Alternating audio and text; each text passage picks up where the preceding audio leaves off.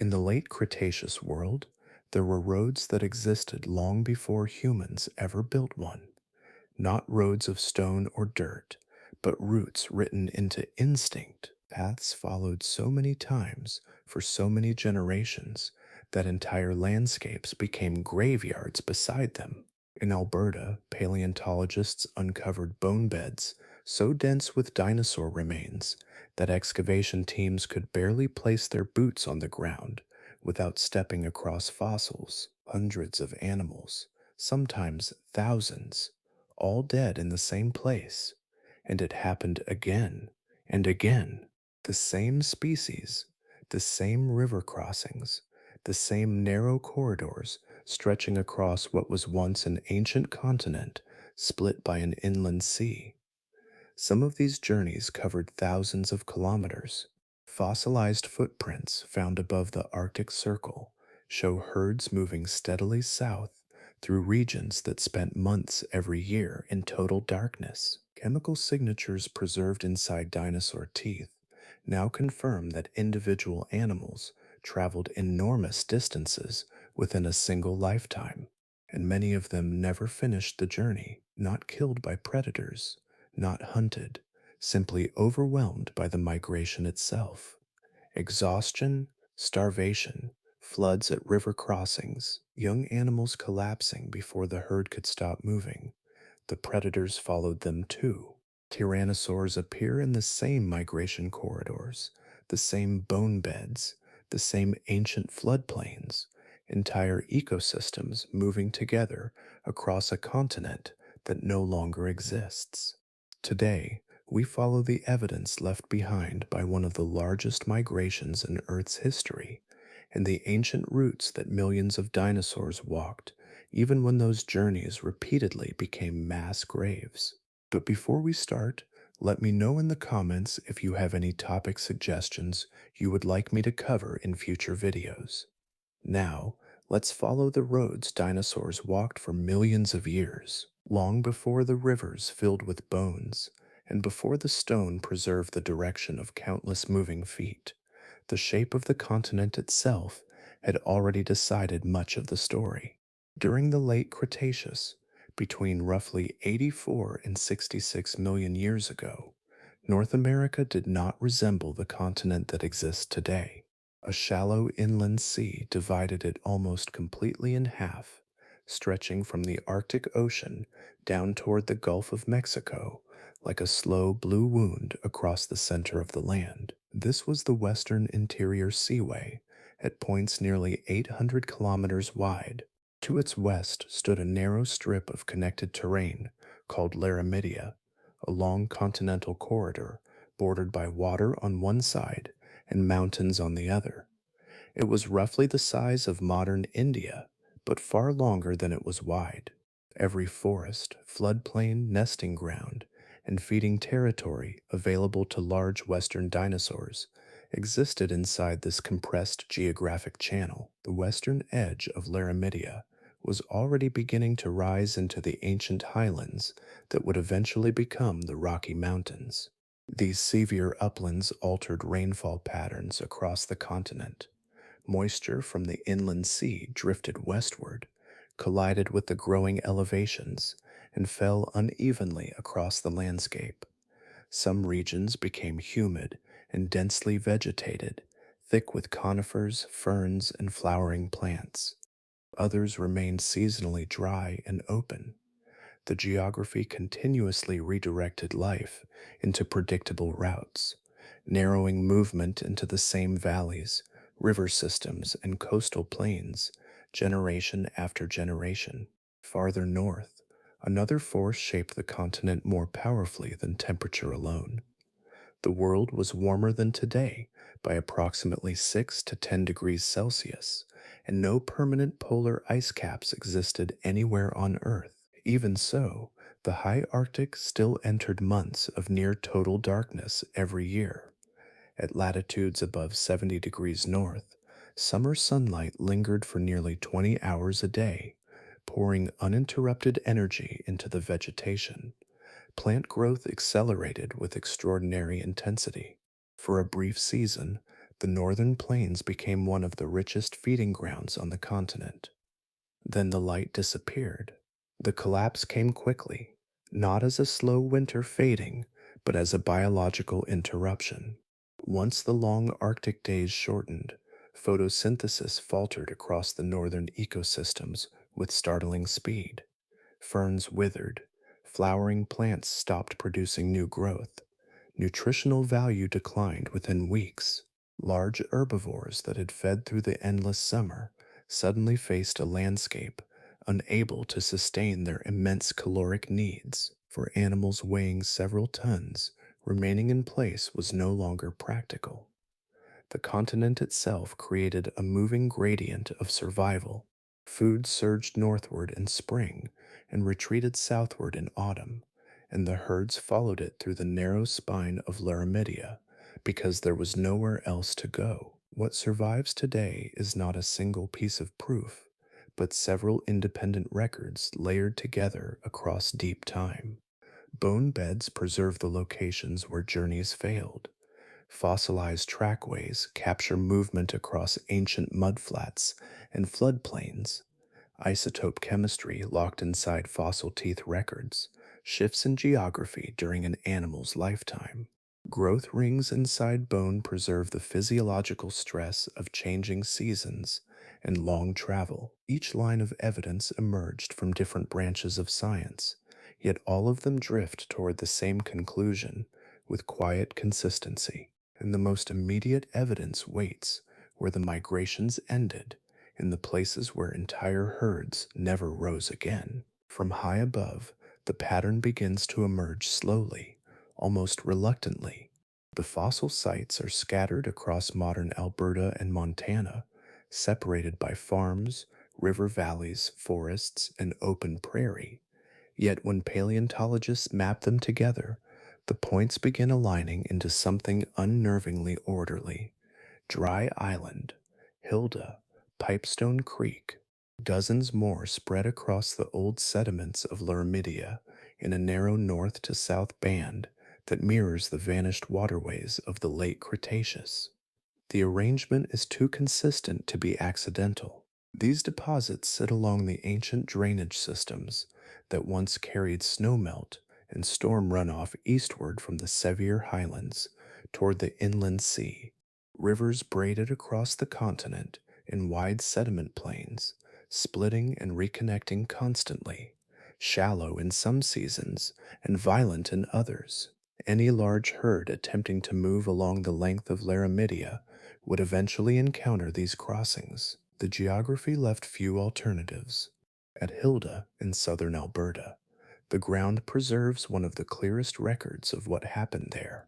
Formally described in 2010 by paleontologist David Aberth, the site extends across approximately 2.3 square kilometers. Thousands of Centrosaurus individuals are present within the deposit, from newly hatched juveniles, scarcely larger than dogs, to mature adults weighing several tons. The bones do not show the slow accumulation expected from ordinary deaths across generations. They lie inside sediments deposited rapidly by floodwater, packed together within a narrow geological horizon. The herd appears to have died in a single catastrophic event that unfolded over hours, perhaps less. Farther north at Pipestone Creek, the density becomes even more extraordinary. Philip Currie described the site as one of the most crowded dinosaur bone beds ever discovered.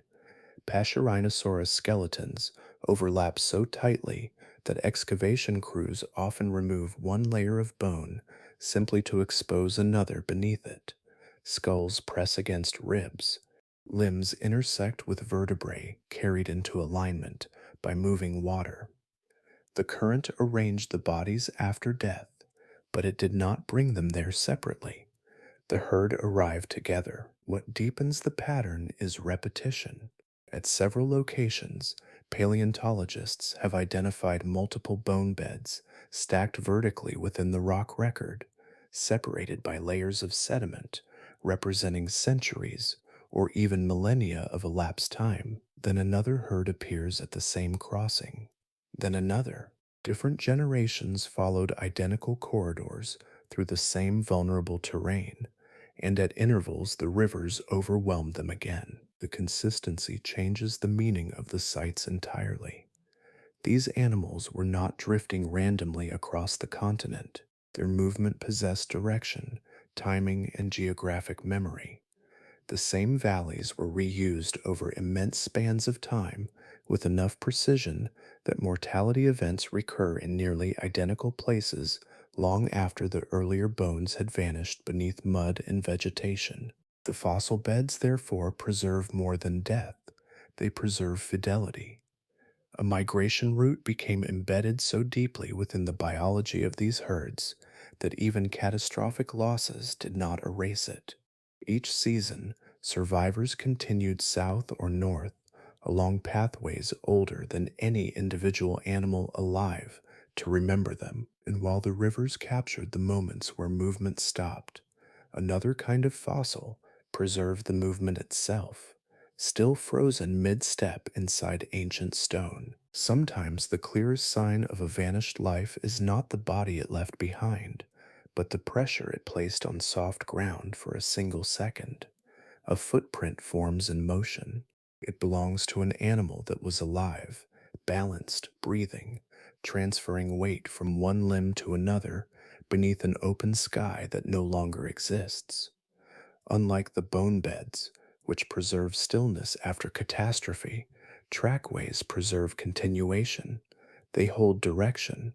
In the Peace River Canyon of British Columbia, broad surfaces of exposed Cretaceous rock carry thousands of dinosaur footprints spread across hundreds of meters. Different species cross these floodplains at different times, yet when researchers measured the orientation of the tracks, a pattern appeared quietly inside the stone. The majority pointed along the same directional axis, not circular movement, not random dispersal. The animals were heading somewhere beyond the horizon, preserved by the rock itself. Farther north, above the Arctic Circle, another landscape preserved the same behavior.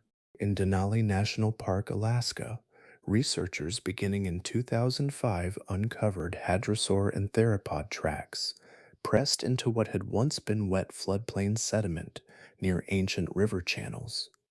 Additional discoveries over the following years expanded the picture gradually. These were not isolated traces from stray individuals wandering temporarily into northern territory. The repeated passage of large animals through the region had become embedded across multiple sediment layers, recording seasonal use of the landscape over immense spans of time.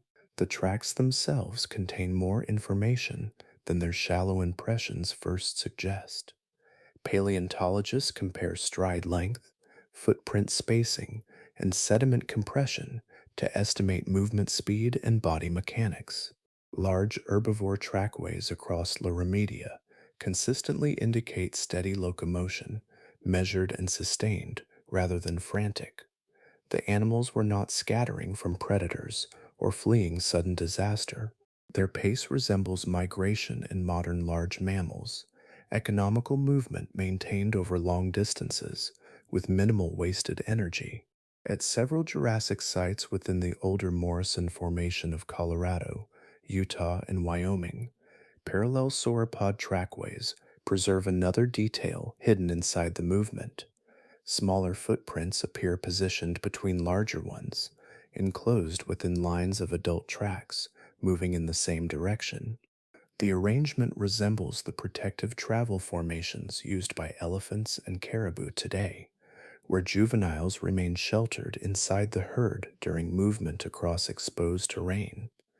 Even at the scale of giant sauropods, social structure shaped the geometry of travel. When researchers such as Matthew Mossbrucker compiled directional data from track sites distributed across the old Laramidian corridor, the broader signal became difficult to dismiss. A persistent north to south orientation appears repeatedly across distant formations and separate species. Statistical noise rarely aligns itself across thousands of kilometers and millions of years with such consistency. The continent was channeling movement in preferred directions again and again, yet the tracks also reveal the limits of the fossil record itself. Footprints survive only under rare conditions when mud possesses the correct moisture, dries quickly enough to retain shape, then becomes buried before weather or water can erase it. Most movement vanished immediately after it occurred. Rain softened the impressions, rivers reclaimed them. Entire migrations crossed landscapes that left no lasting trace at all. What remains is therefore only a thin fragment of the original passage. One hadrosaur trackway in Alaska may preserve a few minutes from a single afternoon. Behind those prints stretched countless journeys that disappeared completely into weather and time.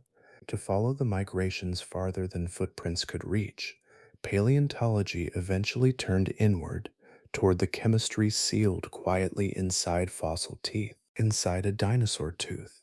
Hidden beneath the smooth enamel surface, there remains a chemical pattern that once belonged to rainwater, stone, river sediment, and plants growing under ancient sunlight.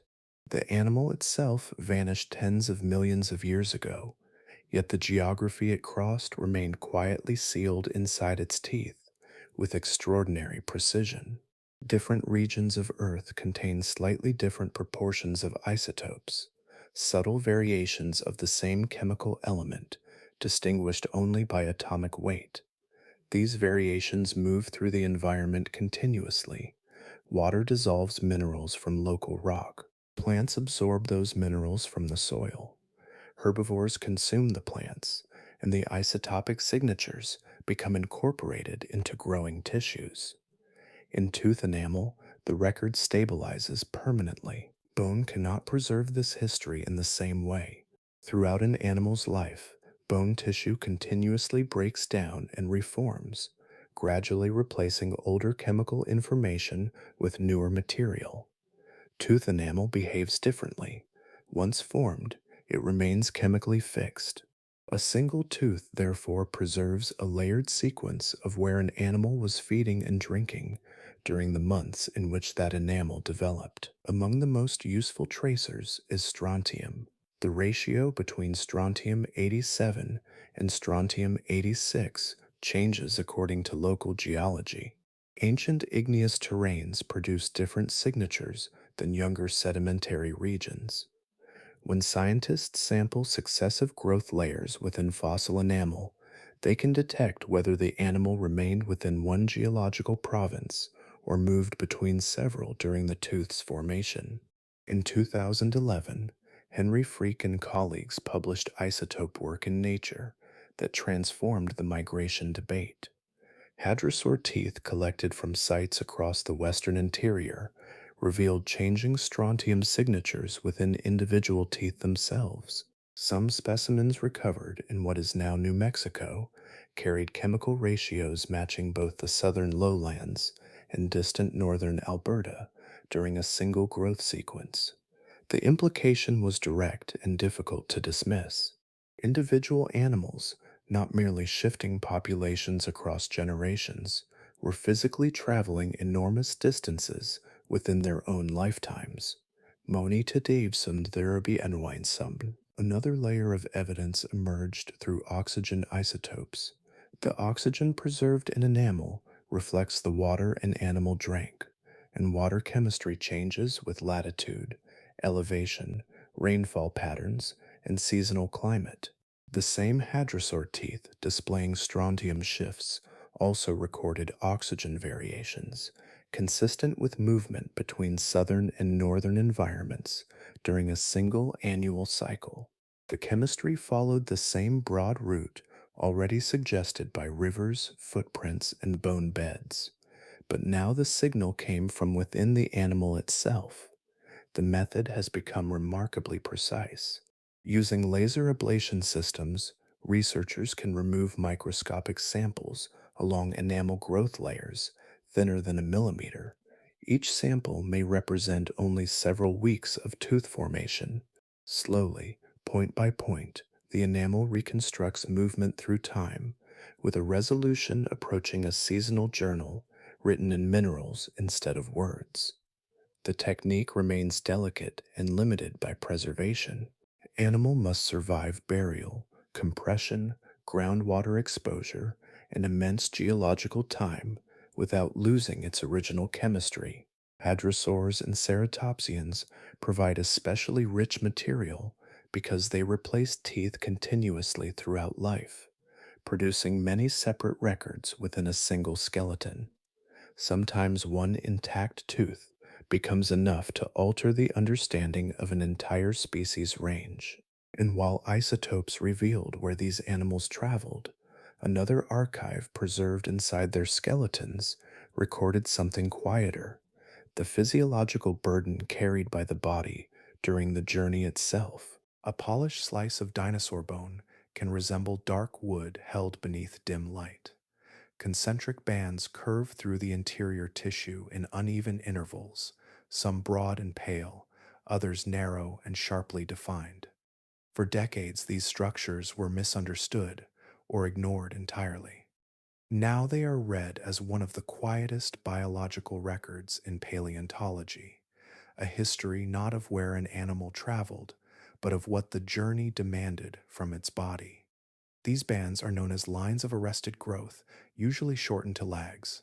They form when bone growth slows dramatically or pauses during periods of physiological strain. In living reptiles and many mammals, similar interruptions appear during drought, cold, famine, or prolonged nutritional stress. Dinosaurs carried the same signatures inside their skeletons. Every dark ring marked a season when growth became difficult to sustain. The distribution of those rings began revealing something unexpected once specimens from different latitudes were compared carefully. Individuals of the same species, recovered from high northern deposits, often display shallower, less pronounced lags than relatives from lower latitudes. The contrast suggests that many northern animals were absent during the harshest seasonal conditions. Rather than enduring prolonged scarcity in place, they had likely moved away before the ecological decline reached its peak. Gregory Erickson's work on dinosaur bone histology transformed the interpretation further. By examining microscopic growth structures inside fossil bone, he demonstrated that many large dinosaurs grew at rates comparable to modern large mammals, not sluggish reptiles. Their bodies required sustained energy intake to maintain rapid development over many years. A severe interruption in that growth therefore carried lasting consequences. A deep lag represented more than a temporary hardship. It altered the entire trajectory of the animal's life. Growth delays affected final body size, maturity timing, and likely reproductive success. In species where physical scale shaped social position and predator resistance, smaller adults faced measurable disadvantages. Evolution would strongly favor behaviors capable of reducing these interruptions. Seasonal migration begins to appear not merely as movement toward food, but as a biological strategy for preserving uninterrupted growth during vulnerable years. The evidence becomes especially intimate in juvenile specimens.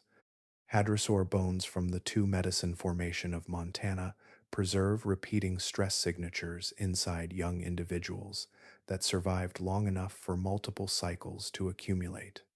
Some interruptions likely reflect winter nutritional pressure. Others may record the energetic exhaustion of migration itself, bodies attempting to grow while simultaneously sustaining prolonged movement across difficult terrain. Even successful journeys left marks beneath the surface of the bone. Not all individuals experience the same pattern. Within single populations, paleontologists sometimes find dramatically different LAG profiles among animals of similar age and species. Some skeletons preserve deep and frequent interruptions, others remain comparatively smooth. The difference may represent partial migration, a condition familiar in modern animals, where some members of a population migrate seasonally, while others remain resident year-round. This variation complicates the picture of the herds. Migration was not necessarily absolute or universal.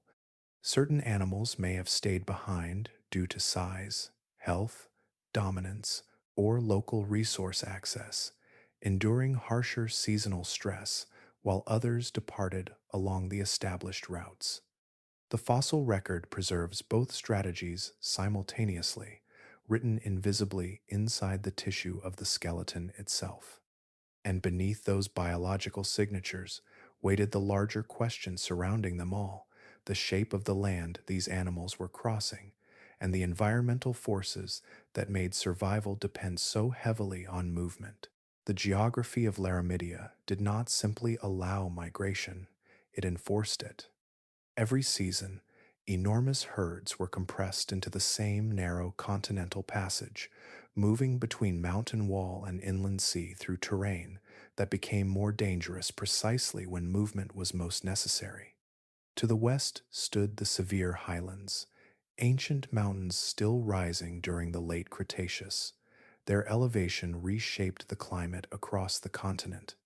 Moisture carried inland from the seaway released much of its rain against the western slopes, leaving large stretches of interior Laramidia comparatively dry. Farther east, near the coastal lowlands, the landscape became humid and heavily vegetated. Dense fern beds, conifers, and early flowering plants spread across floodplains nourished by seasonal water. This contrast created a constant ecological pull across the continent. During dry periods, herbivores drifted toward wetter eastern regions where vegetation remained reliable. Seasonal sunlight then drew them northward as the productive months advanced across the continent. The result was a migration corridor shaped not by a single force, but by overlapping gradients of moisture, temperature, and plant growth, all acting simultaneously. Running across this corridor were immense river systems descending from the western uplands, the ancestral forms of rivers that would eventually become the Missouri, Platte, Arkansas, and Canadian carried snowmelt eastward in wide braided channels. Their seasonal behavior created one of the most lethal features of the migration itself. Flood intensity peaked in late spring and early summer, exactly when northern feeding grounds became most valuable and the herds were moving toward them. The danger was physical long before predators arrived. A large ceratopsian, standing on dry ground, possessed enormous stability through sheer mass. Inside fast-moving water, that advantage weakened rapidly. Buoyancy reduced traction, while current pushed laterally against the body with continuous force. Beneath the surface, unstable gravel and shifting cobbles disrupted footing further. Once thousands of animals entered together, retreat became almost impossible. Pressure from the rear compressed the herd forward, while panic spread unpredictably through the crossing. Sediment analysis from the Hilda bone bed preserves the aftermath of one such event. The bones were buried rapidly, with little surface weathering, aligned consistently by water flow rather than scattered gradually over time. The evidence suggests a sudden flood overtook the herd while animals were already moving through the crossing zone or gathered along the floodplain nearby. Under these conditions, mortality could rise catastrophically within minutes. Yet the same corridor that killed so many animals also sustained them. Along the margins of the western interior seaway, wetlands and coastal plains produced dense seasonal vegetation rich in calories. Hadrosaur remains concentrated near ancient shoreline deposits suggest these feeding grounds became recurring seasonal destinations within the larger migratory cycle. Predators learned these routes as thoroughly as the herbivores did. Theropod trackways and tooth-marked bones appear repeatedly near river crossings, valley constrictions, and shoreline funnels where prey movement became concentrated and predictable. Carnivores did not need to search randomly across the continent. The structure of the landscape gathered vulnerable animals into narrow points year after year. And in a continent shaped this harshly, survival increasingly depended not on size alone, but on coordination, memory, and the ability of herds to move through danger together. The fossil beds preserve more than death. They preserve relationships.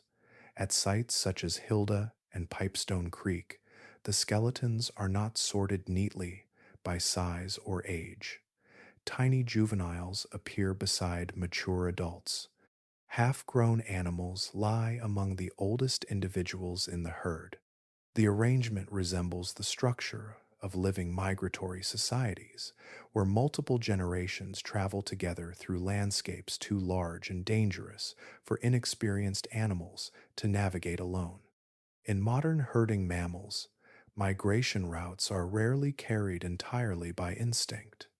Young animals learn river crossings, seasonal timing, feeding grounds, and resting corridors by remaining close to experienced adults over many years. A herd therefore functions partly as memory made physical. The movement survives because knowledge survives inside the group. The same principle may explain the mixed age distributions preserved in ceratopsian and hadrosaur bone beds. A migrating population composed only of juveniles would possess numbers but little continuity. By traveling within large multi-generational herds, younger animals inherited navigational knowledge gradually through repetition and proximity. Every completed migration reinforced the route for the next generation. Evidence from ceratopsian anatomy suggests these migrations also included both sexes moving together rather than segregated populations.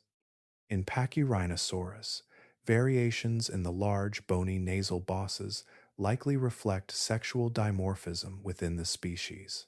Centrosaurus horns show comparable variation. These differing body forms appear together repeatedly inside the same deposits, implying that entire social populations traveled as unified herds instead of temporary bachelor groups or isolated breeding units. Communication across such immense moving populations required more than eyesight alone. Some hadrosaurs evolved one of the most remarkable acoustic systems known in any dinosaur lineage. CT scans of Parasaurolophus skulls revealed long hollow chambers running through the crest and connecting directly to the nasal passages. Air passing through these tubes produced deep, resonant calls between roughly 30 and 80 hertz, frequencies capable of carrying across kilometers of open terrain. A migrating herd of crested hadrosaurs may have existed inside a continuous acoustic landscape. Individuals separated by vegetation, dust, darkness, or river fog could still detect one another through low-frequency calls traveling over long distances. Position, movement, agitation, and cohesion may all have been maintained through sound. The herd moved not as a silent crowd, but as a coordinated network constantly exchanging information across the migration corridor.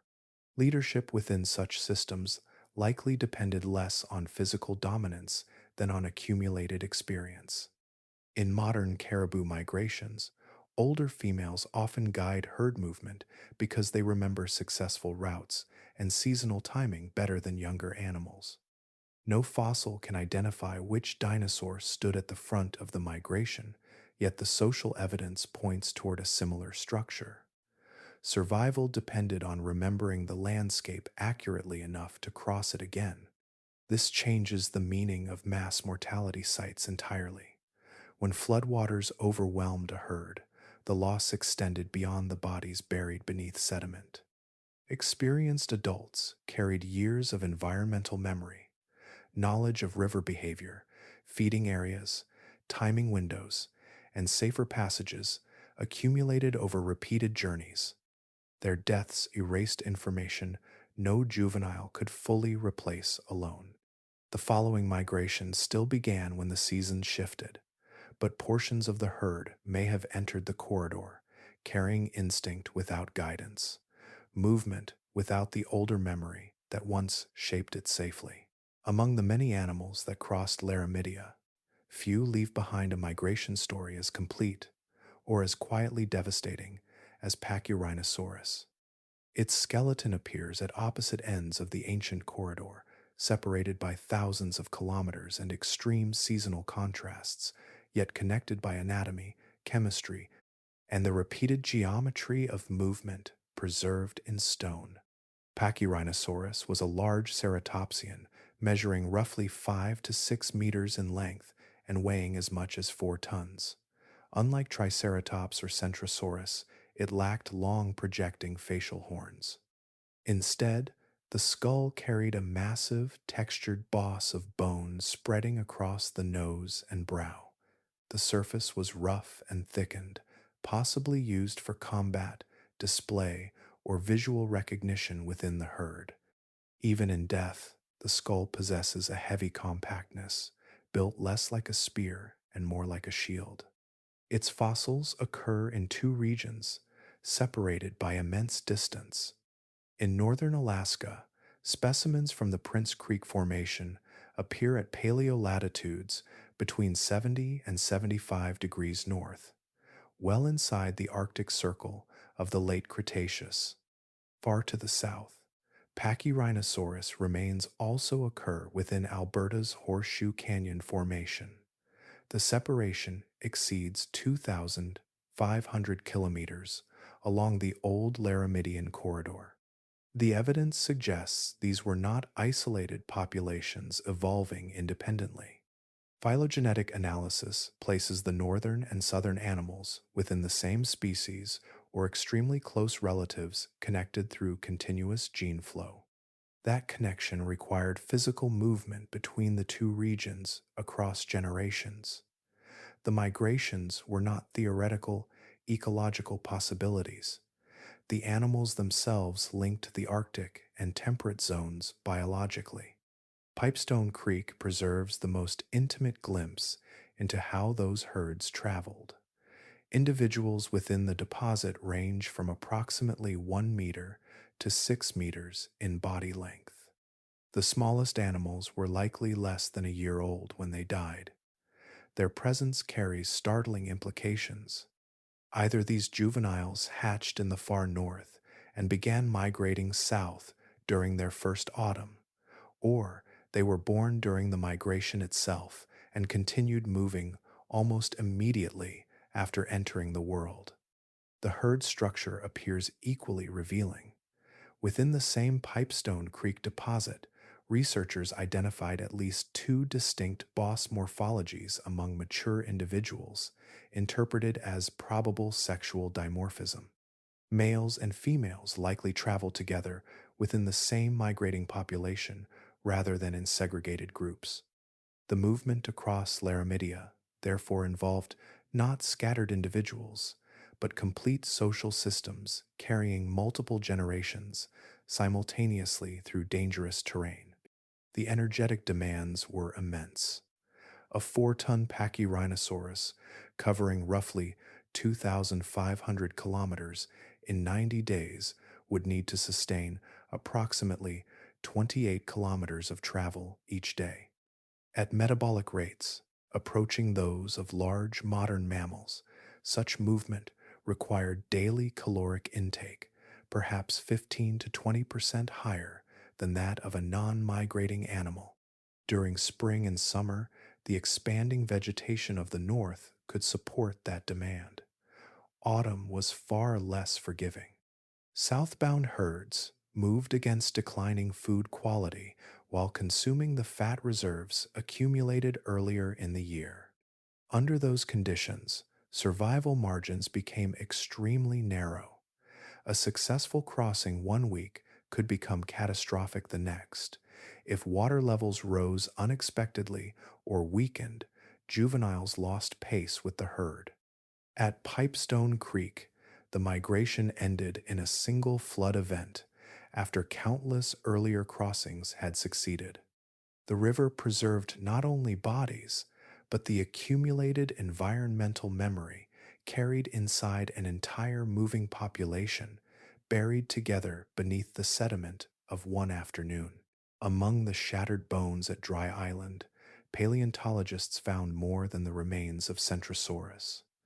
Mixed into the deposit were tyrannosaur teeth, shed beside the dead and dying animals gathered by the floodplain. The predators had arrived at the same place as the herd itself, drawn either by weakened survivors or by the sudden abundance of carcasses left behind after the disaster passed. One of those predators was Albertosaurus sarcophagus, a tyrannosaur built differently from the heavier Tyrannosaurus that would appear later near the end of the Cretaceous. Albertosaurus reached roughly 9 meters in length but carried a lighter frame and proportionally longer legs. The body suggests speed and endurance rather than pure crushing power. Estimates place its top running speed between approximately 25 and 30 kilometers per hour, fast enough to overtake large herbivores already weakened by distance, injury, or river crossings. Its relationship to the migrations became clearer through another fossil site in Alberta, discovered by Barnum Brown in 1910 and studied extensively a century later by Philip Currie. The deposit contained at least 26 Albertosaurus individuals preserved together across multiple age classes. Juveniles, subadults, and fully mature adults all occurred within the same bone bed, making it the only confirmed tyrannosaur mass assemblage currently known. The structure of the deposit challenged the long-standing image of tyrannosaurs as entirely solitary predators. Multiple generations appearing together in the same location suggest sustained social association rather than random accumulation. The group composition itself carried functional advantages. Younger Albertosaurus individuals were smaller, faster, and more agile. Mature adults were heavier and more powerful but comparatively slower. Together, the age structure resembles the division of labor observed in some modern social predators, where different body sizes perform different roles during pursuit. Within a migrating herbivore herd, the most vulnerable animals were rarely the strongest adults maintaining pace near the center of the movement. Danger accumulated at the edges. Juveniles struggling through mud, older individuals falling behind, or exhausted animals emerging from difficult crossings became isolated from the protection of the larger group. A predator adapted to follow migration routes did not need to overpower healthy adults consistently. It needed to exploit moments when fatigue and terrain separated weaker individuals from herd cohesion. The geographic overlap between predators and prey reinforces the connection further. The fossil ranges of Albertosaurus and its close relative Gorgosaurus align remarkably closely with the distribution of hadrosaurs and ceratopsians across Laramidia. Predator presence traces the same north to south corridor already outlined by rivers, trackways, and migration evidence. The tyrannosaurs were not distributed randomly across the continent. Their ecology mirrored the movement of the herds they depended upon. Over millions of years, this relationship reshaped both sides simultaneously. Herbivores evolved larger migrating populations, reducing the probability that any one individual would be targeted. Faster juvenile growth shortened the vulnerable stage of life when predation risk was highest. Acoustic communication improved coordination across enormous moving herds. Predators adapted in response. Social grouping, mixed age hunting structures, and concentration near migratory bottlenecks all increased hunting efficiency against prey, already under physiological strain from movement itself. The migrations therefore altered far more than the geography of dinosaur life. They reorganized the evolutionary pressures acting across the entire ecosystem, binding predator and prey together within the same seasonal rhythm of pursuit and survival. Far above the warm inland coasts and river crossings of Laramidia, the northern edge of the continent opened into a landscape that spent part of each year beneath uninterrupted summer light and another part beneath prolonged darkness. Along Alaska's north slope, preserved within the Prince Creek Formation, the rocks record one of the strangest chapters of dinosaur life ever uncovered. During the late Cretaceous, this region sat between roughly 70 and 75 degrees north, paleolatitude, well above the Arctic Circle, yet it supported dense populations of enormous animals. The fossil assemblage is remarkably diverse. Edmontosaurus browsed the floodplains beside Pachyrhinosaurus herds, while smaller predators, such as Trudon, moved through the undergrowth and along river margins. At the top of this northern ecosystem lived Nanuqsaurus hoglundi, formally described in 2014 and named after the Inupiaq word for polar bear. Unlike the larger tyrannosaurs farther south, Nanuqsaurus possessed a smaller body adapted to an environment where prey availability fluctuated sharply with the seasons. Even among tyrannosaurs, it appears specialized for the unusual demands of Arctic life. What transformed Prince Creek from an important fossil site into something far more revealing was the discovery of nesting evidence. Paleontologists recovered eggshell fragments, nesting material, and juvenile remains belonging to large-bodied dinosaurs. These animals were not occasional visitors wandering temporarily into northern territory. They reproduced here. Hatchlings entered the world beneath Arctic skies, surrounded by floodplains crowded with summer vegetation and rivers swollen with seasonal meltwater. The Arctic was functioning as a breeding ground. That realization changed the entire logic of the migration system. If eggs were laid during the spring thaw, incubation would unfold during the period of continuous daylight that defined the northern summer. Young dinosaurs emerging from their nests in early summer would encounter a landscape saturated with plant growth. High-latitude sunlight, lasting 18 or even 20 hours per day, drove extraordinary seasonal productivity, concentrating immense quantities of calories into a very short window of time. Juveniles could grow rapidly, while food remained abundant. Yet the abundance existed beside an approaching deadline. Within only 3 or 4 months, the polar light would collapse into extended darkness lasting up to 5 months. Photosynthesis would largely cease.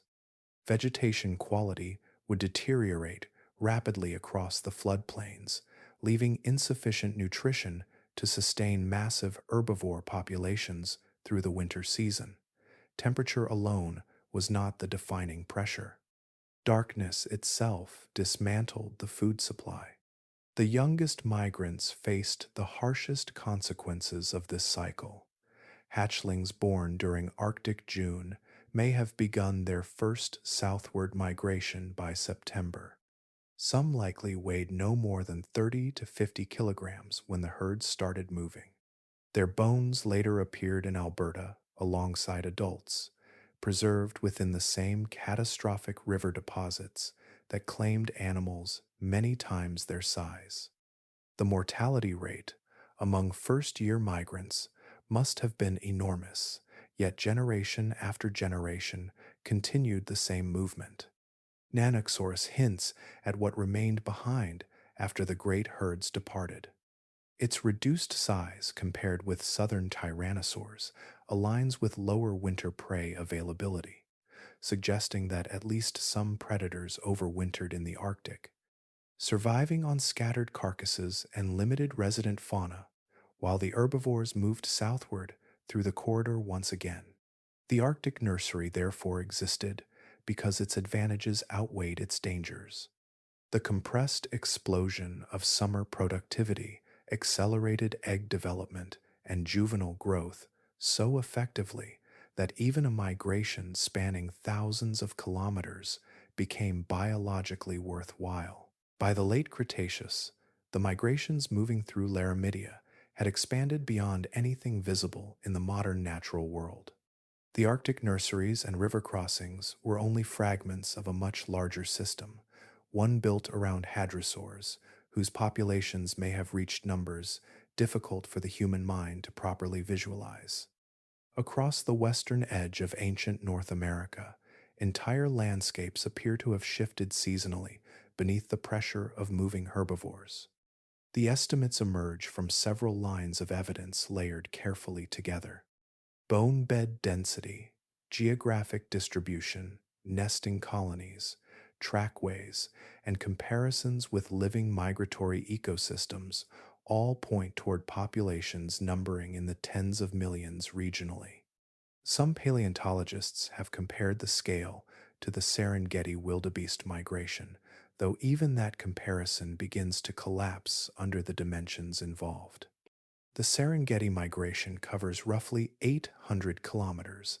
The Laramidian corridor stretched nearly 5,000 kilometers from the Arctic southward through Alberta, Montana, Wyoming, and beyond. Nothing alive today occupies movement on that scale across land. At the center of this system stood Edmontosaurus, among the most widespread large dinosaurs in North America. Individuals reached up to 13 meters in length and masses approaching 4 tons. Fossils occur from Alaska to Colorado with striking consistency, tracing the same north to south corridor suggested by trackways and isotope chemistry. Their distribution resembles not scattered populations but a connected biological current flowing seasonally across the continent. Their anatomy supported that movement in unusually specialized ways.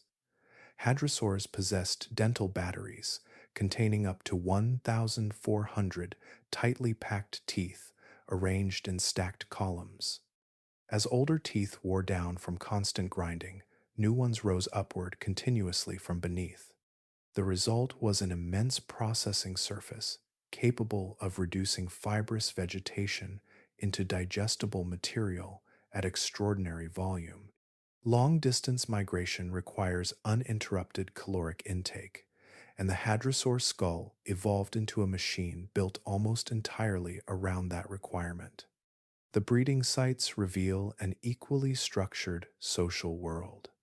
In 1978, Jack Horner and Bob McKella uncovered the Maiasaura nesting colonies at Egg Mountain in Montana. Hundreds of nests appeared concentrated within the same location, with evidence that adults remained near the hatchlings after emergence. The site demonstrated that hadrosaurs returned repeatedly to fixed breeding grounds rather than reproducing randomly across the landscape. Migration was therefore not simply movement between food sources. It linked recurring destinations together into an annual cycle, remembered across generations. Chemical evidence from Maiasaura teeth reinforces that picture quietly but powerfully. Oxygen isotope analysis indicates that individuals occupying the 2 medicine formation during breeding season later shifted toward lower elevation wintering regions before eventually returning northward again. The movement was seasonal, directional, and repeated with consistency across years. The migrations themselves may have possessed an acoustic presence unlike anything now existing on Earth. Parasaurolophus, Corythosaurus, and Lambeosaurus carried elongated hollow crests connected directly to their nasal passages. CT imaging confirms that these structures functioned as resonating chambers capable of producing low-frequency calls between roughly 30 and 80 Hz. Such sounds travel enormous distances across open terrain. A migrating hadrosaur population would not have crossed Laramidia silently. It would have announced itself continuously, a rolling horizon of low resonant sound stretching across plains, river valleys, and coastal lowlands for weeks at a time. Even the greatest modern migrations now feel geographically small beside it. Long before hadrosaur herds crossed the narrow spine of Laramidia, another kind of giant moved through western North America beneath a different sky. During the late Jurassic, between roughly 155 and 150 million years ago, the continent carried ecosystems dominated not by horned dinosaurs or duckbills, but by sauropods. Brachiosaurus lifted its neck above gallery forests. Diplodocus stretched across river margins like moving bridges of muscle and bone. Apatosaurus and Brontosaurus wandered through floodplains shaped by alternating drought and rainfall. The Morrison Formation preserves this world in extraordinary abundance, holding the richest concentration of sauropod fossils ever discovered. The landscape they inhabited was seasonal and often unforgiving. Much of the Morrison region appears to have been semi-arid, with pronounced wet and dry intervals controlling vegetation growth. For animals weighing 50 tons or more, remaining stationary inside a depleted region would have been biologically impossible for long. Estimates suggest that the largest sauropods required between 50,000 and 100,000 calories each day simply to maintain body function. Feeding at that scale transformed movement into necessity. Fresh vegetation had to be located continuously, not occasionally.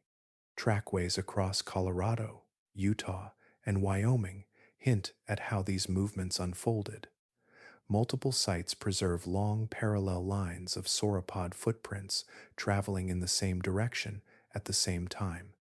Smaller tracks frequently appear sheltered between larger ones, suggesting juveniles moving within the center of the herd while adults formed the outer boundary.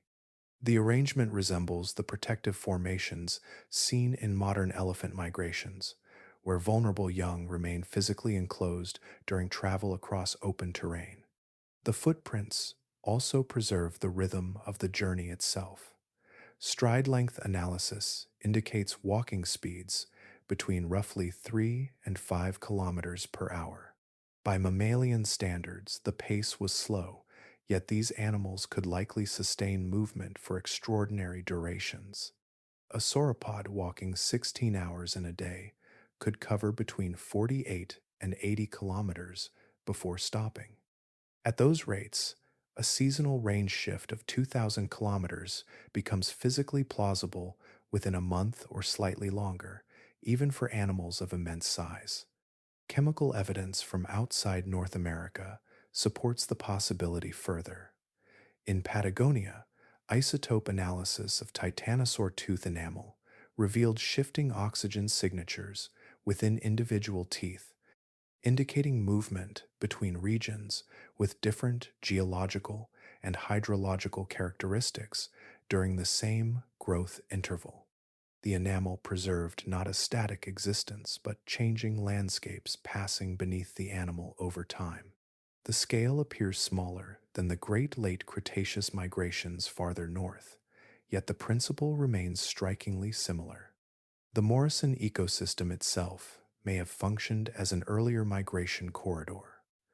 Isotope analysis of fossil soil carbonates reveals a moisture gradient extending north to south across the formation, with wetter environments developing farther north during parts of the year, while southern areas became increasingly dry.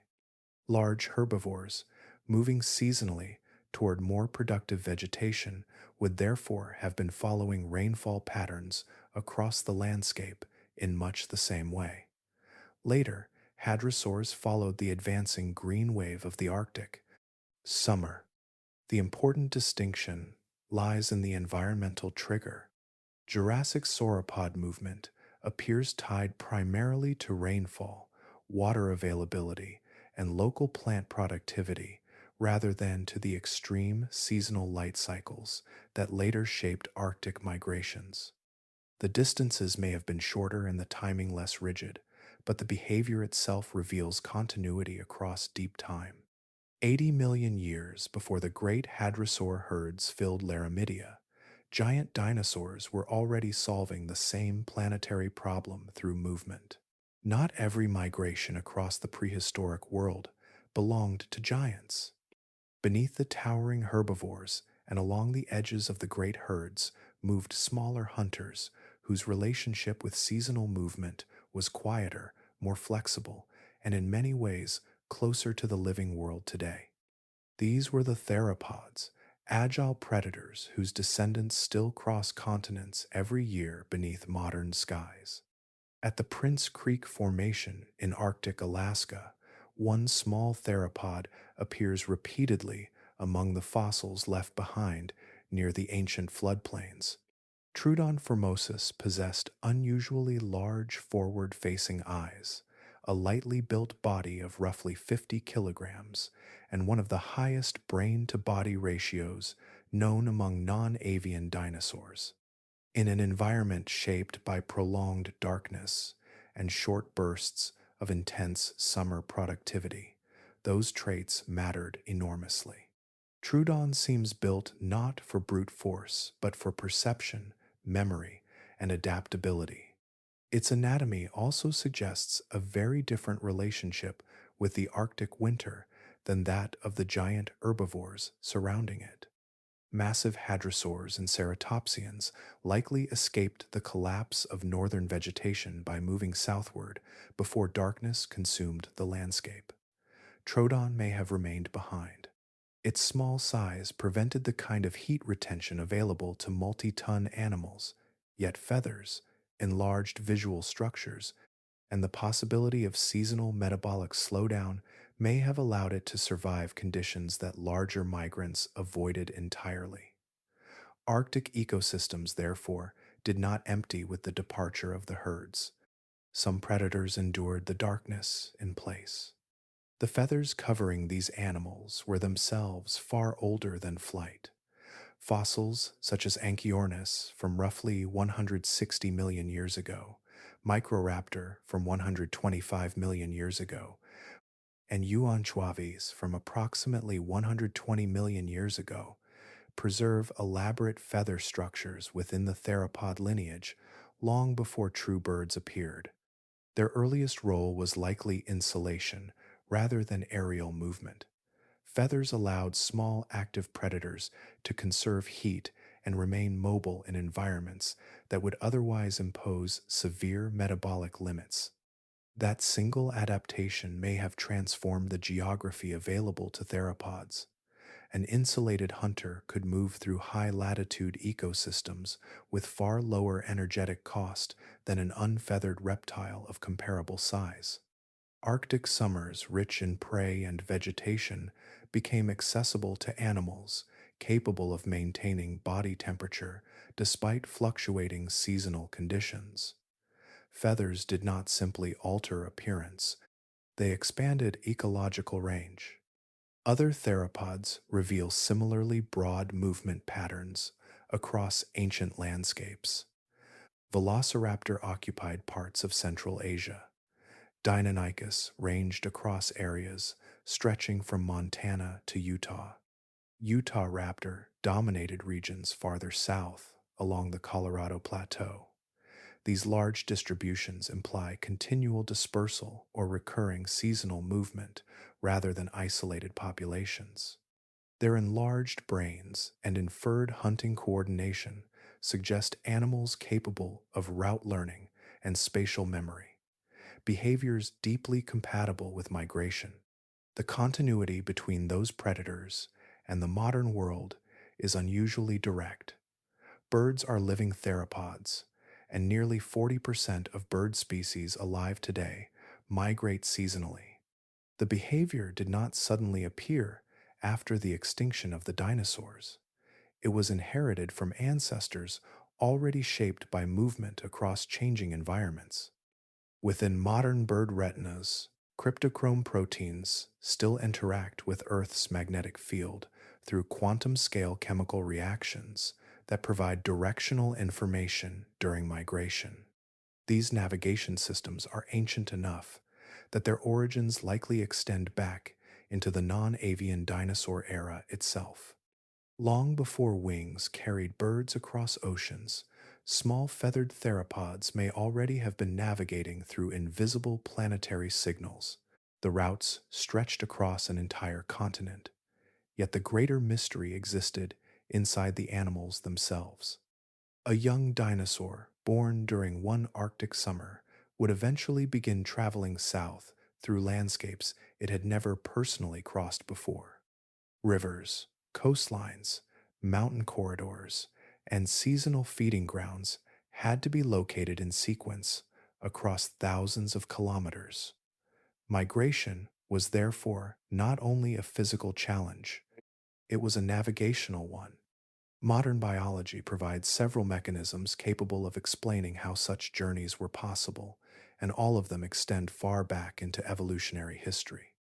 The first is magnetic navigation, the ability to detect Earth's magnetic field through specialized biological systems.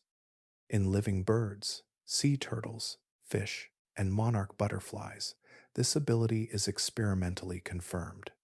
Some species possess microscopic magnetite crystals embedded within neural tissue. Others rely on light-sensitive proteins called cryptochromes inside the retina, where quantum-scale chemical reactions respond to magnetic orientation. Because birds descend directly from theropod dinosaurs, the origin of these systems almost certainly predates modern birds by many millions of years. Another mechanism required no unusual anatomy at all. Solar navigation depends on the position of the sun and the body's internal circadian clock. Every dinosaur already possessed such a clock. In the northern reaches of Laramidia, where summer daylight lingered for extraordinary lengths of time, the sun created a stable directional reference across open terrain. Even without landmarks, movement could remain broadly consistent over long distances. Smell may also have guided migration in ways invisible to fossils. Modern salmon return to their birth rivers by detecting chemical signatures in water. Elephants locate distant water sources using atmospheric scent gradients, drifting across dry landscapes. Late Cretaceous Laramidia possessed equally distinct environmental signatures. River systems carried minerals from different geological regions. Coastal wetlands, fern plains, and upland forests each produced unique combinations of scent and chemistry. A migrating herd may have moved through a layered sensory geography invisible to everything except the animals themselves. Instinct alone, however, appears insufficient for migrations of this scale. Modern caribou calves do not inherit complete routes genetically. They learn them socially by staying close to experienced adults. Direction exists partly inside the body, but precision exists inside the herd. The mixed age structure, preserved within dinosaur bone beds, strongly supports a similar arrangement among hadrosaurs and ceratopsians. Hatchlings, juveniles, subadults, and mature adults traveled together, carrying not only bodies across the continent, but accumulated navigational memory.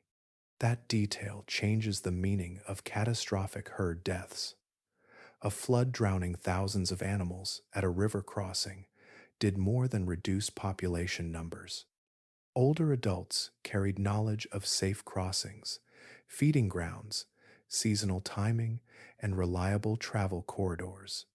Juveniles may still possess magnetic sensitivity or solar orientation, but migration depends upon refinement gathered across years of survival. The loss of experienced adults potentially erased generations of learned precision in a single event. Herd size itself may have functioned partly as protection against this vulnerability. Vast populations ensured that enough experienced navigators survived even after devastating mortality events. Knowledge endured because its carriers endured. Modern migratory birds rarely depend upon one navigational system alone. Magnetic cues, sunlight, landmarks, scent, and social learning operate together, correcting one another continuously. The deeper paleontologists study dinosaur migration, the clearer the same layered complexity becomes, not as simple wandering, but as one of the most sophisticated behavioral systems the ancient world ever produced. Long before migration became visible in footprints, bones, or isotope chemistry, it began inside the plants themselves. Across the length of ancient Laramidia, spring did not arrive everywhere at once. It moved gradually northward, carried by sunlight, temperature, and thawing soil. The continent awakened in sequence, and the dinosaurs moved with it. Modern ecologists call this moving front of vegetation the green wave. In North America today, the first flush of spring growth advances northward at roughly 15 to 30 kilometers per day between March and June. That speed is remarkably close to the sustained travel pace estimated for large migratory dinosaurs. A walking herd could remain synchronized with the advancing edge of fresh vegetation for months, feeding continuously on plants at their most nutritious stage. New growth mattered because young plant tissue differs profoundly from mature vegetation. Fresh shoots contain more protein, less lignin, fewer defensive tannins, and softer cellular structure. They are easier to digest and yield more calories per mouthful. For a hadrosaur or ceratopsian, traveling immense distances while sustaining growth, producing eggs, nursing offspring, or accumulating fat reserves, the nutritional difference between spring vegetation and late season foliage may have determined survival itself. This gradient intensified dramatically toward the Arctic. At paleo-latitudes between 70 and 75 degrees north, summer daylight stretched across 18 to 20 hours each day. Under that prolonged illumination, photosynthesis accelerated to extraordinary levels. The Arctic summer became a brief explosion of edible biomass, richer and more concentrated than lower latitude ecosystems could sustain. For several narrow months, the northern continent transformed into the most productive feeding ground available anywhere in Laramidia. Yet that abundance demanded precision. A herd arriving too early encountered frozen ground, lingering snowmelt, and vegetation not yet emerged from dormancy. Arriving too late meant the nutritional peak had already passed. Fresh growth matured rapidly beneath constant summer sunlight, becoming tougher, more fibrous, and chemically defended. The optimal feeding window may have lasted only 2 to 4 weeks in some northern environments, requiring migrations timed with remarkable accuracy. Autumn brought an even sharper transformation. Arctic productivity did not fade slowly. As daylight shortened and temperatures fell, plant growth collapsed within weeks. The change was biological as much as climatic.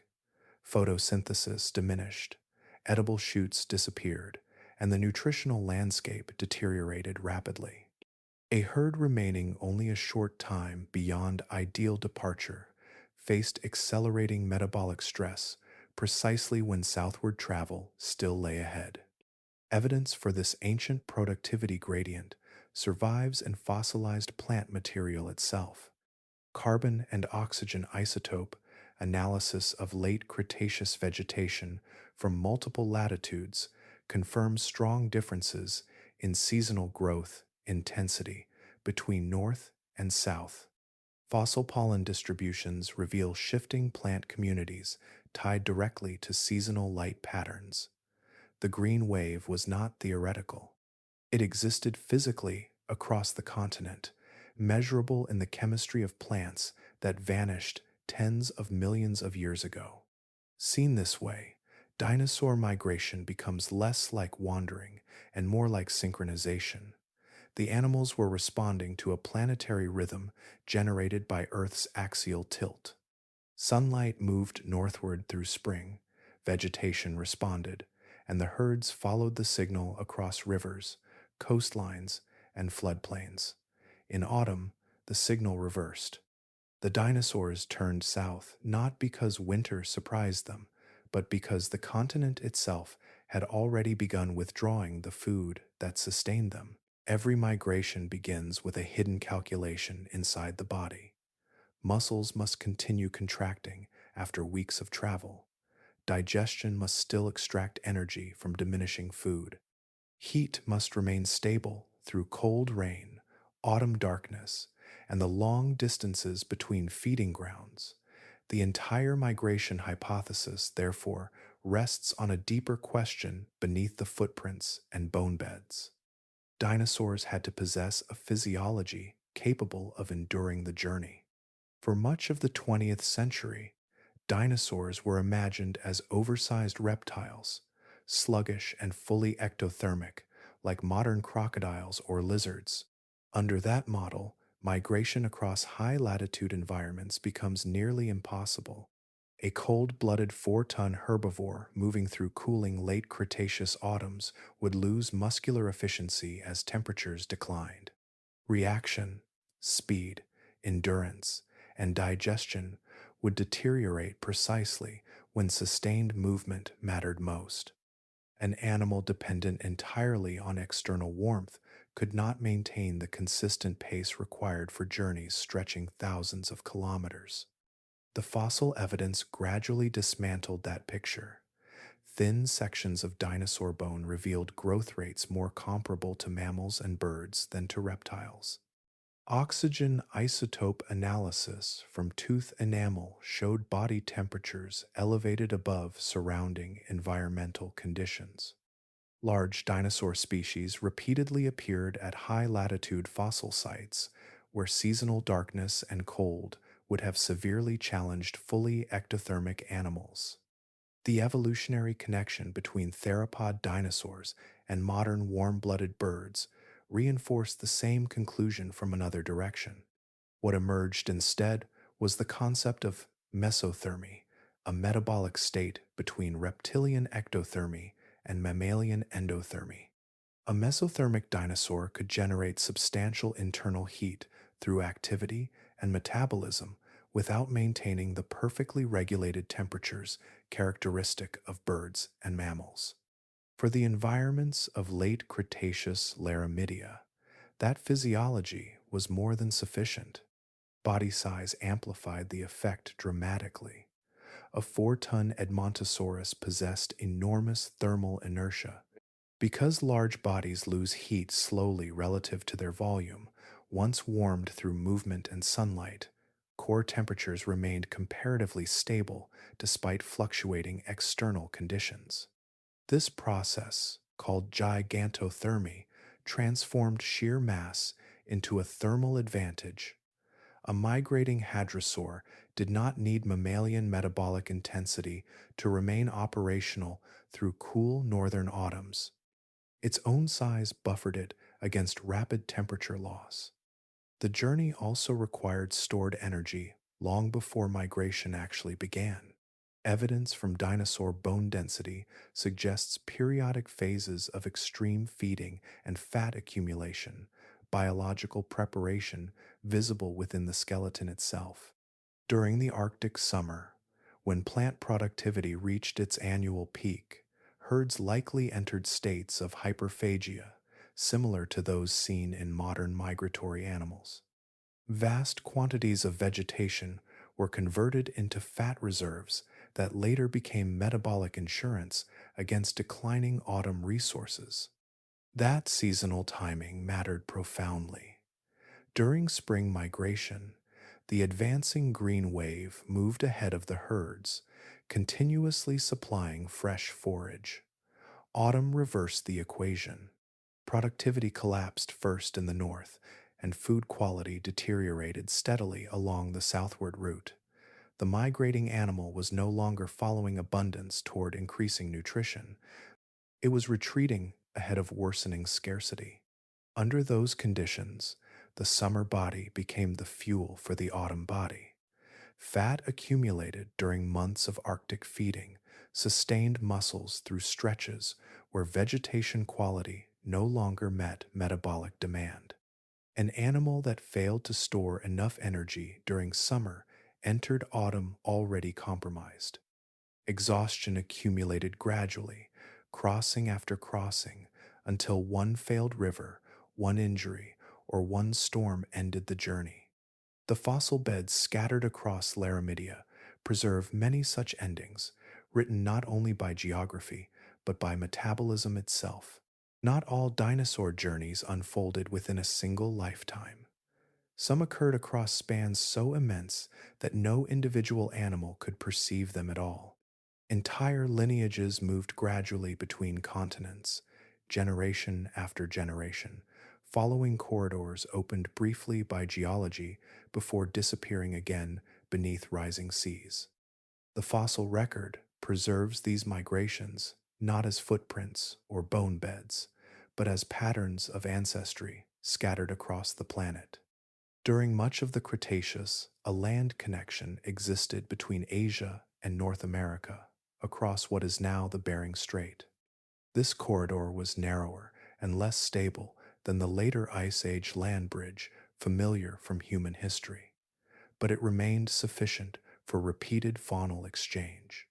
Forests, floodplains, and coastal lowlands periodically linked the continents, creating a route through which dinosaurs slowly dispersed over millions of years. The tyrannosaurs reveal this movement with unusual clarity. The oldest known members of the lineage appear in Asia. Guanlong from China lived roughly 160 million years ago, still small and lightly built compared to its later descendants. Dailong followed approximately 30 million years later, preserving filamentous feather impressions that connected tyrannosaurs directly to the feathered theropod world. Shong Guanlong appeared after that, carrying anatomical features increasingly recognizable as transitional toward the massive North American forms. By the time Tyrannosaurus rex emerged in western North America near the end of the Cretaceous, the lineage had already been dispersing and evolving across continents for nearly 90 million years. Ceratopsians followed a similar path. Early horned dinosaurs, such as Psittacosaurus and Protoceratops, are firmly rooted in Asia. Yet the giant horned species most associated with the late Cretaceous, Triceratops, Centrosaurus, and Pachyrhinosaurus, evolved primarily within North America after dispersal across the Bering Corridor. Once established on Laramidia, these migrants diversified rapidly across the narrow western continent, filling ecological niches with astonishing speed. Hadrosaurs may have originated in Asia or Europe before spreading into North America, where their diversity reached extraordinary levels.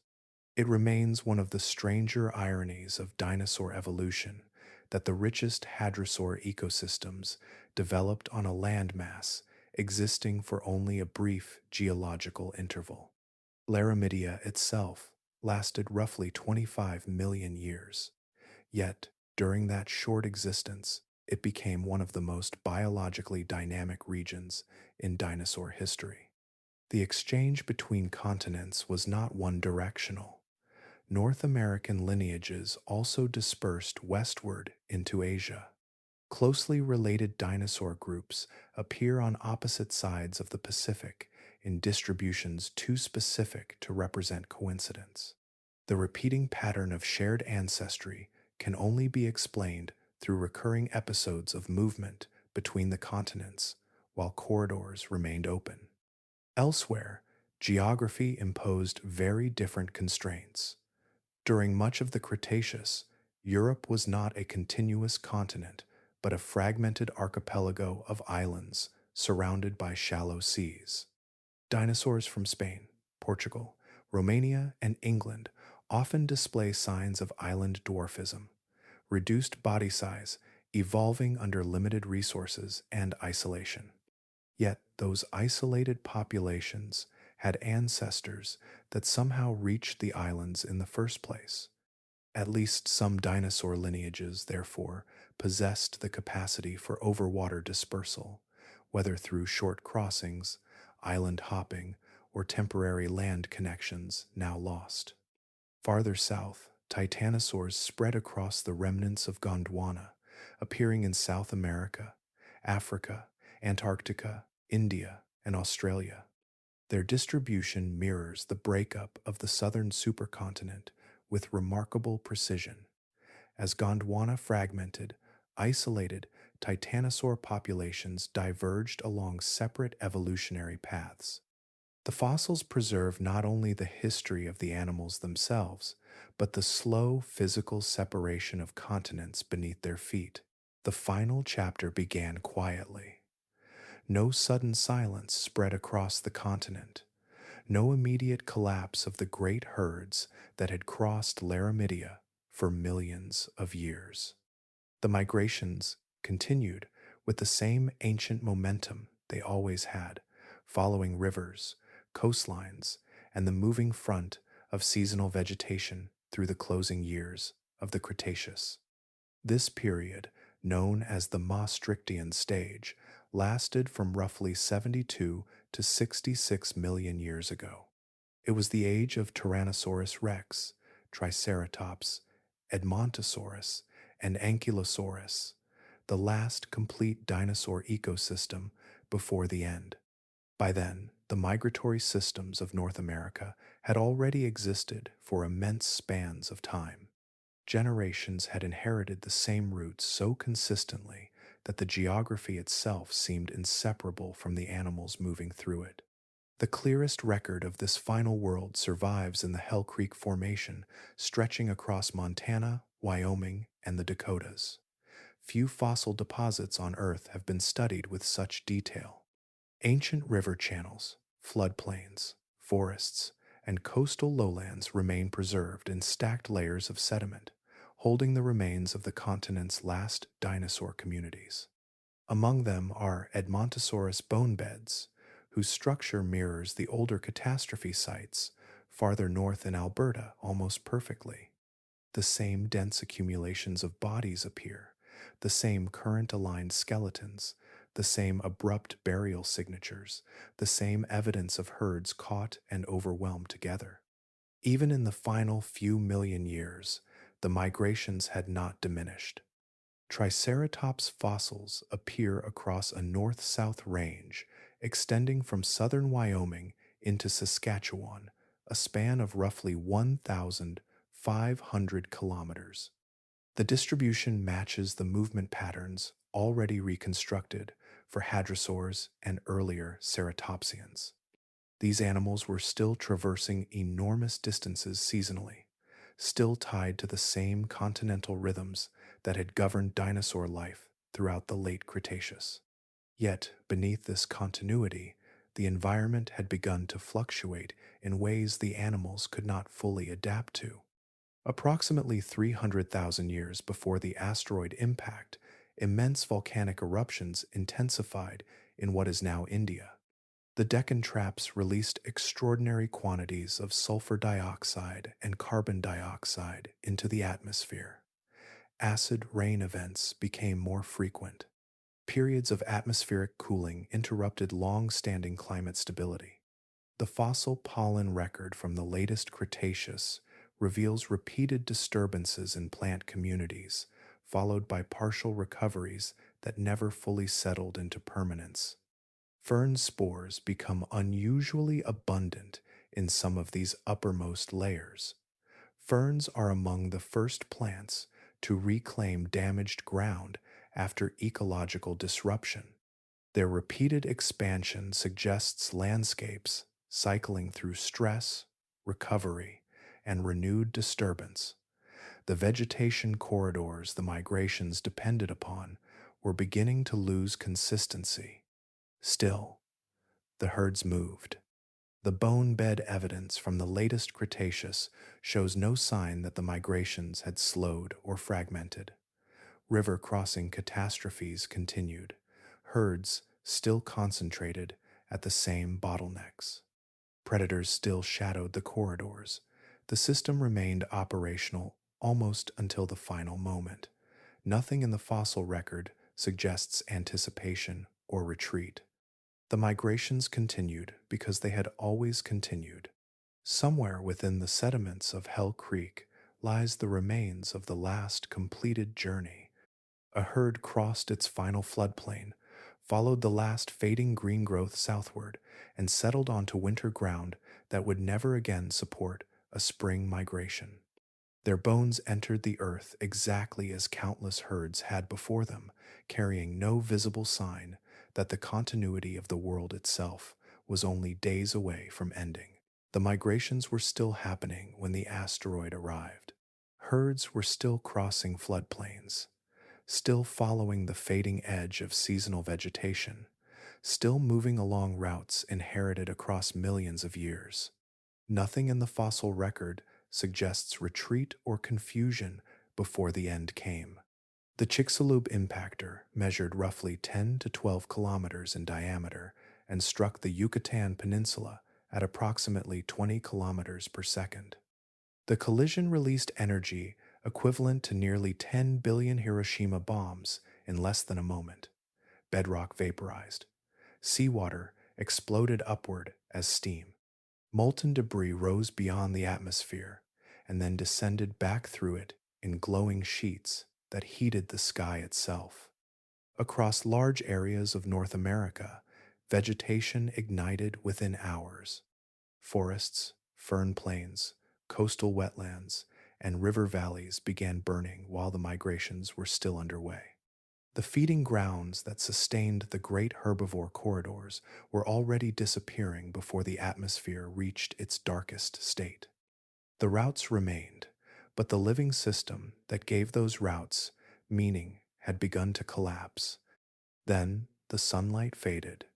The rocks beneath the impact site contained enormous quantities of sulfur-bearing limestone, vaporized during the collision and injected high into the atmosphere. Sulfur compounds spread around the planet as reflective aerosols. Within weeks, sunlight reaching Earth's surface declined catastrophically.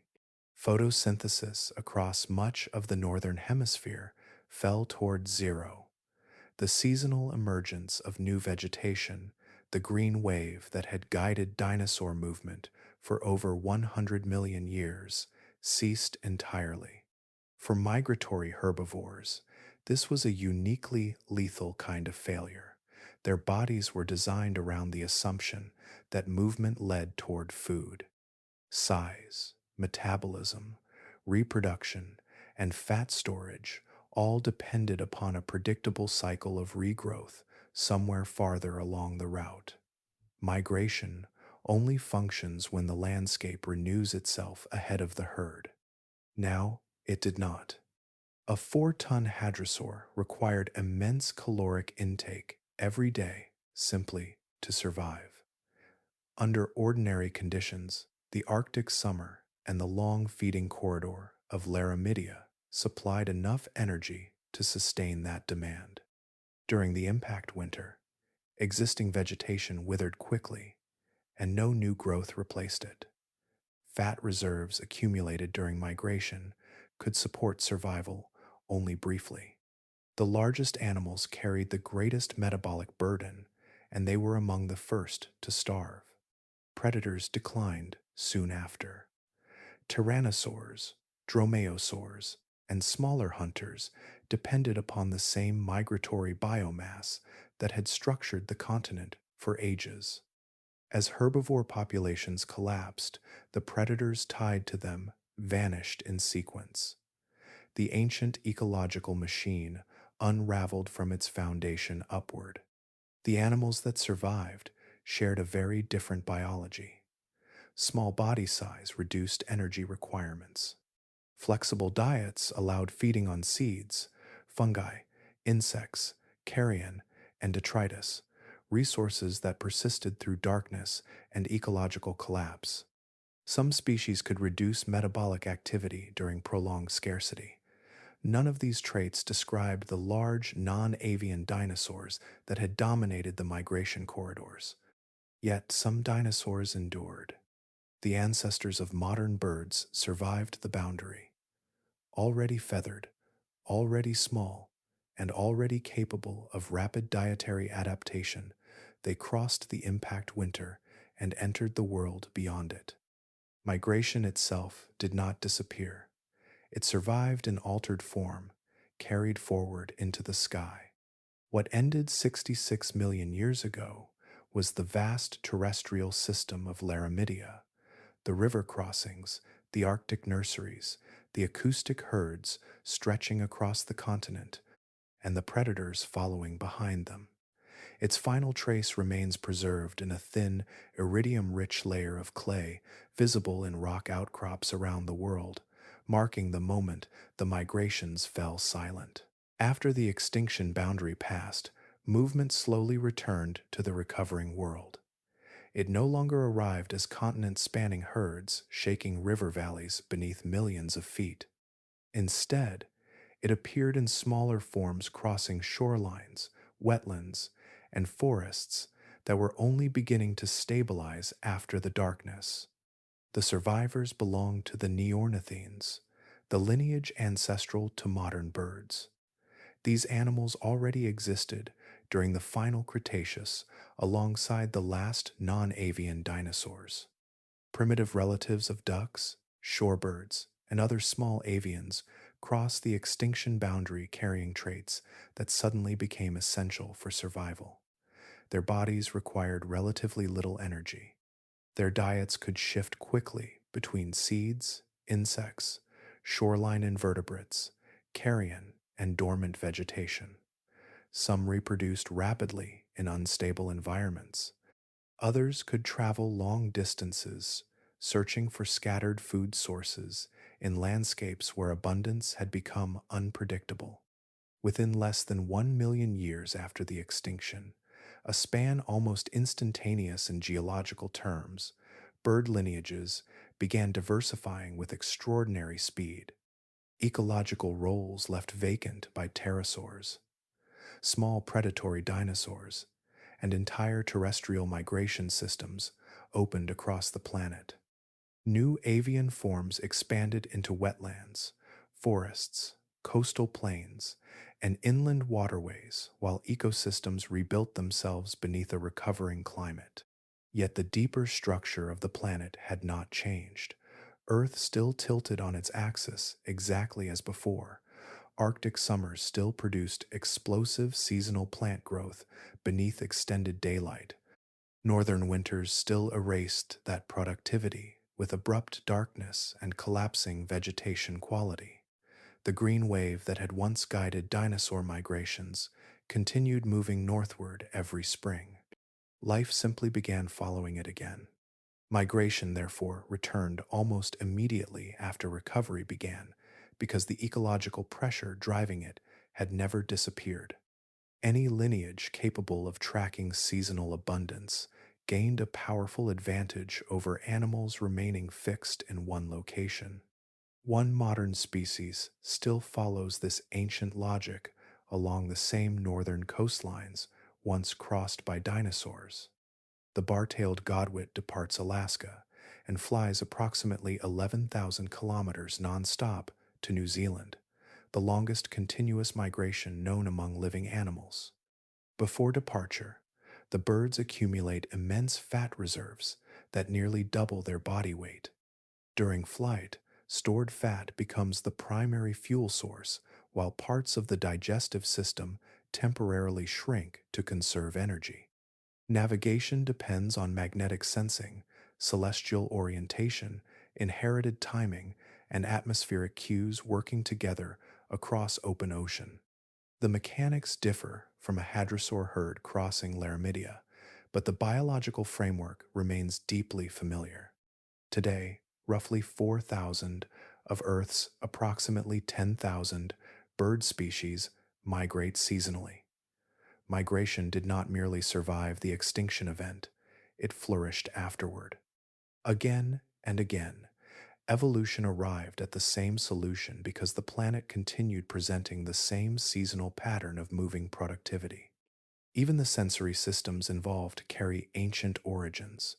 The cryptochrome proteins within bird retinas, molecules linked to magnetic navigation through quantum level chemical reactions, are evolutionarily ancient. Their ancestry predates the extinction boundary itself. The biological machinery guiding a modern godwit across the Pacific likely emerged long before the Chicxulub impact, first refined within dinosaurian lineages that no longer survive except through fossils and birds. What modern birds inherited was not memory in any conscious sense. No migrating flock recalls the river crossings, Arctic nurseries, or vanished corridors of Laramidia, yet the behavior persists. The timing, the navigational precision, the seasonal urgency, and the transformation of stored summer energy into immense movement across the planet remain alive in the sky, continuing a behavioral tradition more than 165 million years old. A fossil arrives in the present, stripped of its living context. A tooth buried in sandstone no longer carries motion, hunger, weather, or sound. A line of tracks pressed into mud records direction but not intention. Even the great bone beds scattered across Alberta and Montana preserve only the stillness left behind after movement ended. Paleontology begins with this silence and attempts, carefully, to reconstruct the world that produced it. This creates a profound scientific challenge. Researchers studying dinosaur migration are not observing migration directly. They are interpreting physical traces left by animals that vanished 66 million years ago. A femur is not a season. Tooth enamel is not memory. Every behavioral reconstruction must therefore emerge through probability, comparison, and the agreement of multiple independent forms of evidence. What gives the migration hypothesis its strength is the remarkable convergence between those evidence types.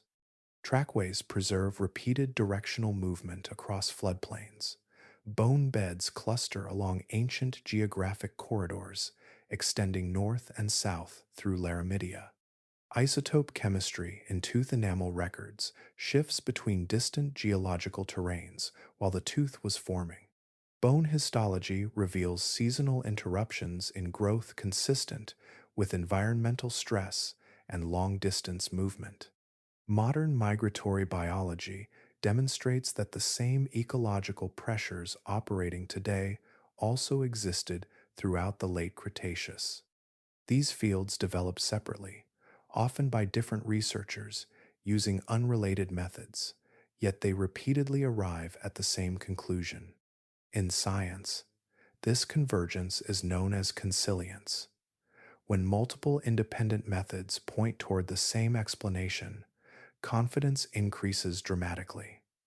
No single fossil proves migration by itself.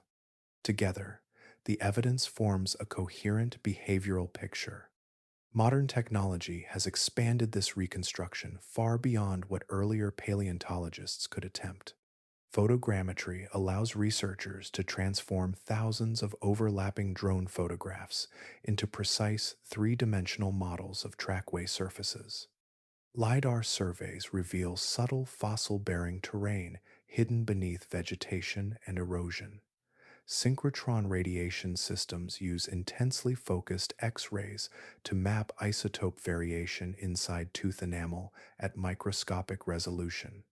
CT scanning exposes internal structures within fossil skulls and bones without damaging the specimen itself. Yet uncertainty remains central to the discipline. Fossilization preserves only a tiny fraction of all organisms that ever lived, and behavior preserves more rarely than anatomy. Entire migrations may leave behind only scattered traces. Competent paleontologists acknowledge these limits openly. The dinosaur migration hypothesis represents strong scientific consensus. supported by converging evidence, but not absolute certainty, and the distinction matters deeply within the field. The research also continues to evolve. New bone beds are discovered almost every field season. Additional isotope data expands the chemical map of ancient movement each year. Remote sensing technology continues identifying trackways and fossil surfaces once impossible to detect. The reconstruction of the great dinosaur migrations remains an active scientific project rather than a completed story. Behind that reconstruction stand researchers who spent decades assembling fragments into coherence. Henry Fricke traced ancient movement through isotope chemistry. David Eberth reconstructed catastrophic flood deaths from sediment structure. Philip Currie studied tyrannosaur sociality and bone bed formation. Gregory Erickson transformed dinosaur bone tissue into a metabolic record. Dennis Vogt and Matthew Mossbrooker mapped trackways, preserving movement across vanished landscapes. At its heart, paleontology is an attempt to recover signal from deep time. Stone preserves only scattered remnants of vanished worlds, yet sometimes those remnants align with enough clarity that movement itself becomes visible again, not directly, but as an echo carried forward through bone, chemistry, and rock. Modern Earth still contains migrations vast enough to alter weather, vegetation, and sound across entire regions. In East Africa, the Serengeti wildebeest migration moves roughly 1.5 million animals through an 800-kilometer circuit of grassland and river crossings. From aircraft, the herds resemble weather systems more than wildlife, dark, flowing masses spreading across the plains in patterns too large for the eye to hold all at once. Yet even that spectacle may represent only a fraction of what moved through Laramidia during the Late Cretaceous. The hadrosaur migrations reconstructed from fossil evidence likely involved populations comparable to or exceeding the Serengeti in total numbers, but stretched across a corridor more than 6 times longer. These were not isolated valleys or enclosed plains. The migration system extended from the Arctic regions of Alaska through Alberta, Montana, Wyoming, and farther south along the western edge of the inland sea. No modern ecosystem preserves an equivalent movement of terrestrial biomass across such distance. The mind struggles first with the physical geometry of the herd itself. If 1 million Edmontosaurus traveled in a narrow procession, 5 animals abreast, with approximately 10 meters separating individuals, the moving column would extend for more than 2,000 kilometers. Such a formation could never function practically. The herd instead would have expanded laterally across the landscape, spreading into a broad advancing front several kilometers wide. Rivers, forests, and uplands would compress and redirect portions of the movement, but the migration as a whole likely resembled a continent-scale tide, flowing gradually north and south with the seasons. Long before the animals became visible, the migration would already have announced itself acoustically. Crested hadrosaurs, such as Parasaurolophus and Corythosaurus, possessed resonating chambers capable of producing low-frequency calls that carried across open terrain for extraordinary distances. A single vocalization could travel several kilometers under favorable atmospheric conditions. Multiplied across thousands or millions of animals, the result would have been a continuous subsonic landscape. Hum, layered pulses of sound rolling over floodplains and forests day and night.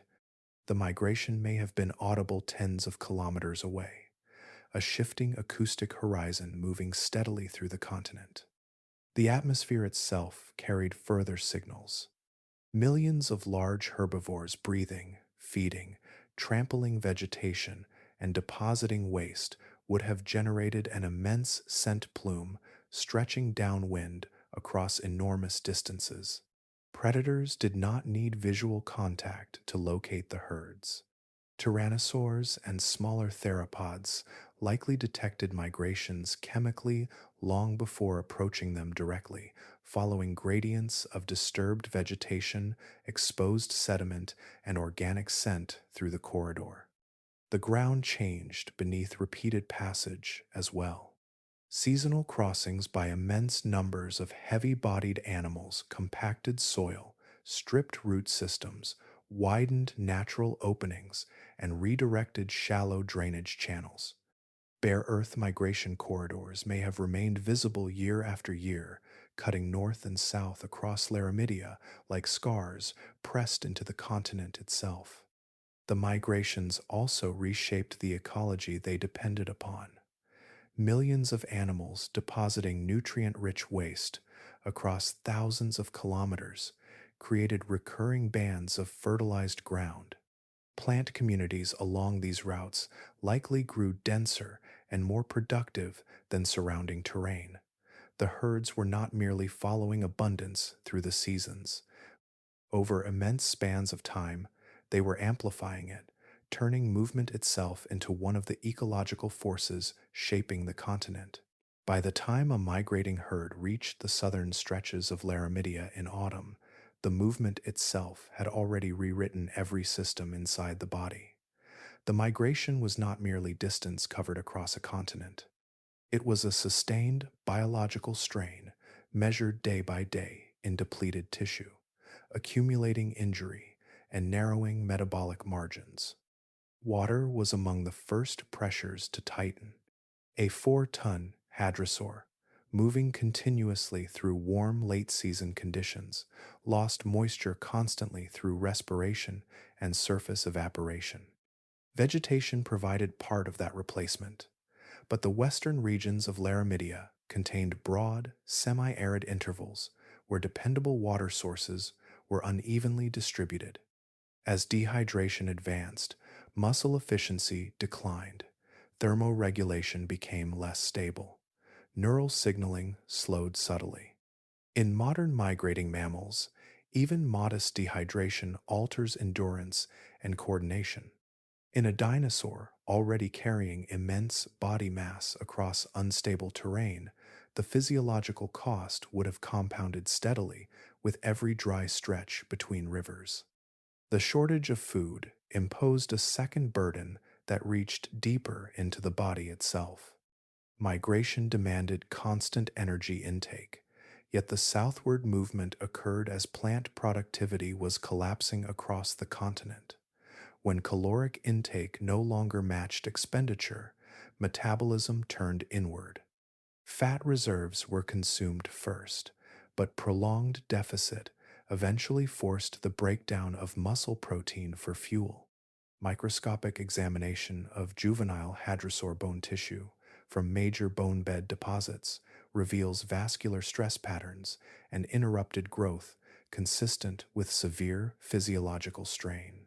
The journey was not only exhausting the animals externally, in many cases it was consuming their own bodies to sustain forward motion. The density of the herds introduced another invisible pressure. Modern long-distance migrations create ideal conditions for parasites and pathogens to spread between individuals. Millions of animals traveling in close proximity exchange organisms continuously through water contamination, physical contact, and concentrated waste. Fossilized dinosaur bones from mass mortality sites display lesions and pathological textures consistent with chronic infection at frequencies higher than isolated specimens. The herd increased survival odds against predators and environmental uncertainty, yet it also functioned as a corridor for disease. Physical injury accumulated quietly beneath the movement as well. A multi-ton animal walking thousands of kilometers across floodplains, gravel bars, and uneven ground absorbed repeated stress through joints, tendons, and foot structures. Fossil specimens from migration associated deposits preserve healed fractures, arthritic wear, and partially repaired injuries that formed long before death occurred. Some animals likely traveled for weeks, carrying damage that modern mammals would struggle to survive. Bone records not only catastrophe, but endurance prolonged beyond ordinary limits. Toward the end of the migration, the immune system itself may have begun to fail under sustained strain. In living mammals, prolonged exertion suppresses immune response and increases vulnerability to opportunistic infection. A hadrosaur nearing the end of an autumn journey may already have been weakened by dehydration, reduced muscle mass, parasites, and chronic inflammation before encountering the final obstacle ahead. The surviving animals that reached the southern wintering grounds were therefore not untouched victors, emerging cleanly from the journey. They arrived exhausted, chemically depleted, and physically altered by the passage itself. Somewhere ahead waited flooded crossings, unstable banks, predators following the corridor, and another season still to survive. The migration preserved the species, but it extracted its payment from every individual that walked it. Not every animal followed the moving horizon northward. Within modern migratory systems, movement is rarely absolute. Caribou herds contain individuals that remain behind. Some birds abandon ancestral routes and overwinter farther north. Certain fish populations divide between migrants and permanent residents within the same river system. Biologists describe this pattern as partial migration, a condition in which only part of a population undertakes the seasonal journey while others remain year-round in the same region. Increasingly, dinosaur evidence suggests that Laramidia may have operated this way as well. The clearest signal comes from bone histology. Cross-sections taken from individuals of the same species, recovered from the same geological formations, sometimes display dramatically different line-arrested growth patterns. Some bones contain deep, sharply defined stress bands, indicating prolonged nutritional hardship.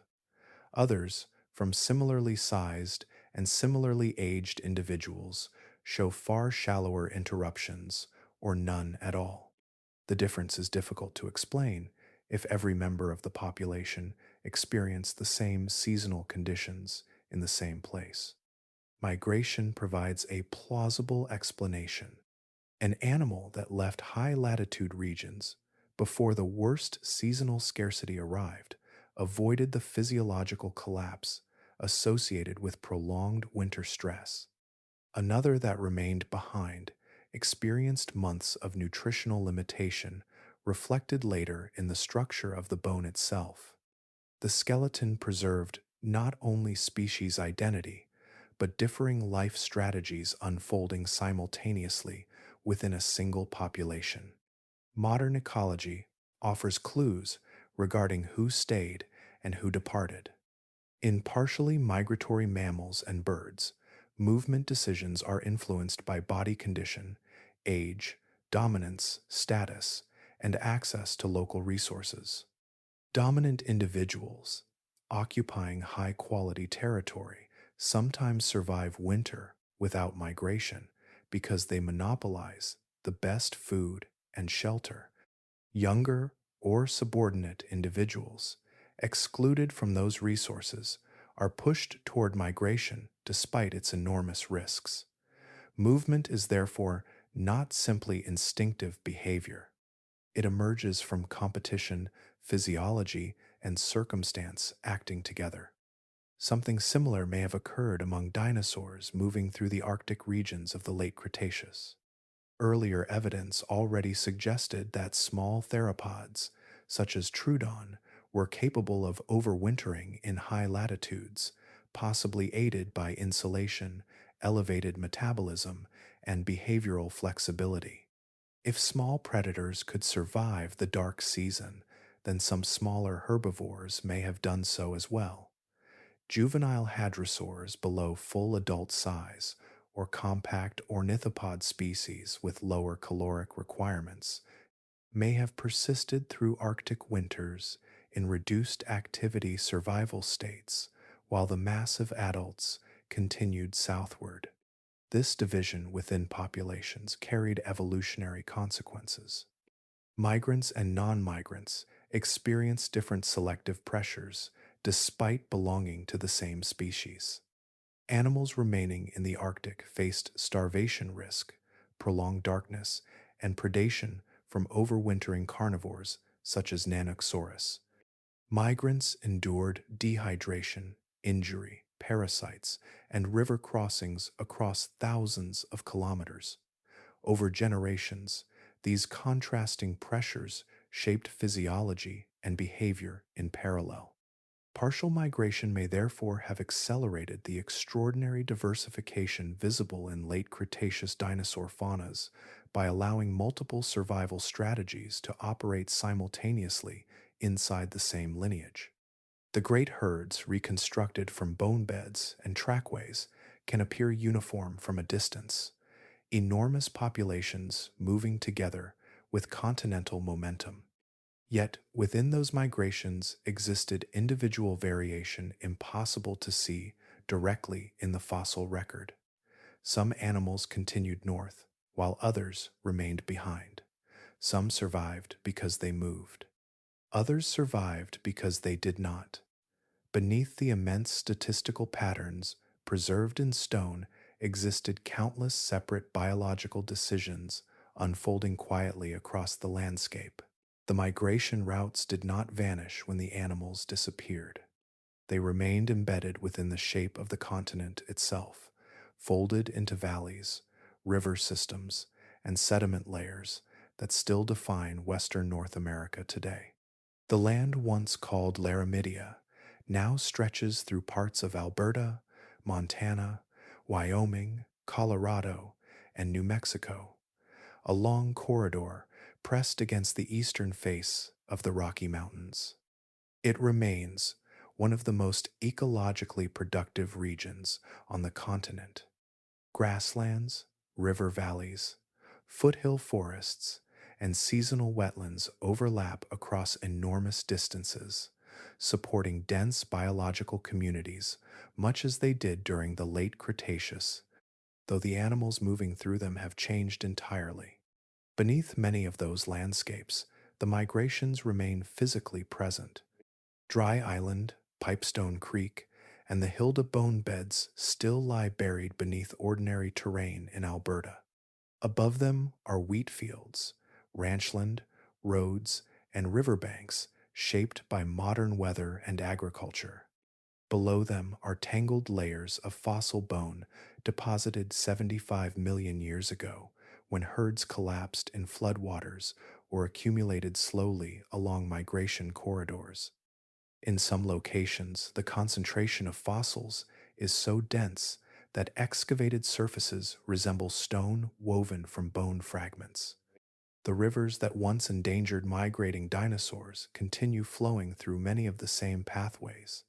The Milk River Valley, the Red Deer River Valley, and the Judith River Basin in Montana occupy geographic corridors closely aligned with ancient drainage systems of the Cretaceous world. Over immense spans of time, modern rivers carved downward through younger sediment and exposed the buried record of earlier landscapes in their banks and canyon walls. Water that once buried the migrations now reveals them again. The continent preserves memory differently from living organisms. Ecologists studying the Great Plains have argued that modern soil communities and vegetation patterns still retain traces of the bison migrations erased during the 19th century. A century and a half of absence has not completely erased 10,000 years of repeated movement. The migratory systems altered nutrient distribution, plant composition, and soil structure deeply enough that echoes persist long after the herds themselves vanished. The dinosaur migrations operated across timescales vastly greater, 66 million years without hadrosaurs or ceratopsians has erased nearly all biological traces of their presence. No surviving plant community still depends on their passage. No predator waits for their return. Yet, geology preserves what ecology forgets. Bone beds remain sealed within floodplain sediment. Isotope signatures still survive inside fossil teeth. Trackways remain pressed into stone beneath layers of younger Earth. The migrations no longer shape the living continent, but they continue shaping how the continent is read. Some of the most striking continuity exists not in the ground, but in the sky above it. Standing in southern Alberta during September, the shortening daylight and cooling air arrive with quiet precision. The angle of sunlight lowers week by week, exactly as it did during the Late Cretaceous. Seasonal cues generated by Earth's axial tilt continue unfolding unchanged across the same latitudes that once triggered southward movement in Pachyrhinosaurus and Edmontosaurus herds. The planetary signal remains constant across geological time. Only the listeners are gone. Yet the valleys, rivers, and sediments still hold the imprint of the response that followed that signal for millions of years, preserved patiently beneath the modern landscape, waiting to be uncovered again. Long before mammals became dominant, before flowering forests spread across continents, before the Atlantic Ocean fully opened between drifting land masses, something was already moving with the seasons. The migrations begin near the dawn of the dinosaurs themselves and continue almost uninterrupted until the final days of the Cretaceous. Across roughly 165 million years, the fossil record repeatedly returns to the same pattern. Trackways aligned in common direction, bone beds concentrated near ancient crossings, isotopes shifting within teeth as animals passed between distant environments, nesting grounds occupied seasonally and revisited generation after generation. Different species, different continents, different climates, yet the same underlying behavior emerging again and again from the stone. Trying to comprehend that duration strains the scale of ordinary thought. Modern Homo sapiens has existed for approximately 300,000 years. Recorded human history occupies only a fraction of that span. Entire civilizations rise and disappear in intervals that would barely register inside the chronology of dinosaur evolution. A single migratory system, repeated annually across deep time, persisted more than 500 times longer than our species has existed. The migrations belong to a temporal world so vast that even human prehistory begins to feel recent beside it. Yet the continuity was never tied to one particular animal. The earliest dinosaurs of the Triassic moved through landscapes still scarred by the Permian extinction. Later came the giant sauropods of the Jurassic, crossing semi-arid floodplains beneath conifer forests. After them came the hadrosaurs and ceratopsians of the late Cretaceous, spreading across the narrow western continent of Laramidia. Body plans changed, teeth changed, feeding strategies changed, continents separated, inland seas formed and vanished, mountains slowly rose where flat lowlands once existed. Still, the movement endured. The reason was larger than any lineage that carried it. Earth remained tilted on its axis, orbiting the same star through repeating cycles of light and darkness. Seasons continued producing uneven distributions of food, warmth, rainfall, and plant productivity. Resource gradients emerged every year whether dinosaurs existed or not. Migration was not a cultural invention or isolated adaptation. It was the recurring biological answer to a planetary condition that never disappeared. In that sense, The migrations were expressions of physics as much as biology. The planet turned, sunlight shifted north and south, vegetation responded, and animal life followed. From the first seasonal droughts of the Triassic to the Arctic summers of the Cretaceous, evolution repeatedly discovered that movement solved the problem more effectively than remaining still. The details differed each time, but the logic remained constant across geological ages. Even the bone beds speak less about catastrophe than persistence. Each mass death deposit represents one failed crossing among countless successful ones that left no trace at all. The animals preserved at Hilda or Dry Island are visible precisely because they died unusually. For every herd trapped in floodwater, innumerable others completed the route, survived the winter, and returned north when the seasons shifted again. The migrations lasted because, overwhelmingly, they worked. Spring kept arriving. The green wave returned. New generations followed older ones along pathways learned across immense spans of time. Through extinction events, continental breakup, and changing climates, the answer remained astonishingly consistent. When the world changed with the seasons, life moved. There is a strange geographic overlap hidden inside North American history. The routes once crossed by hadrosaurs and ceratopsians did not fall silent forever after the extinction. Tens of millions of years later, another migration system emerged across nearly the same corridor. From Alberta through Montana and deep into the Great Plains, immense bison herds moved seasonally along pathways shaped by grass growth, river access, and shifting temperatures. The alignment is not exact, yet it is close enough to feel almost improbable.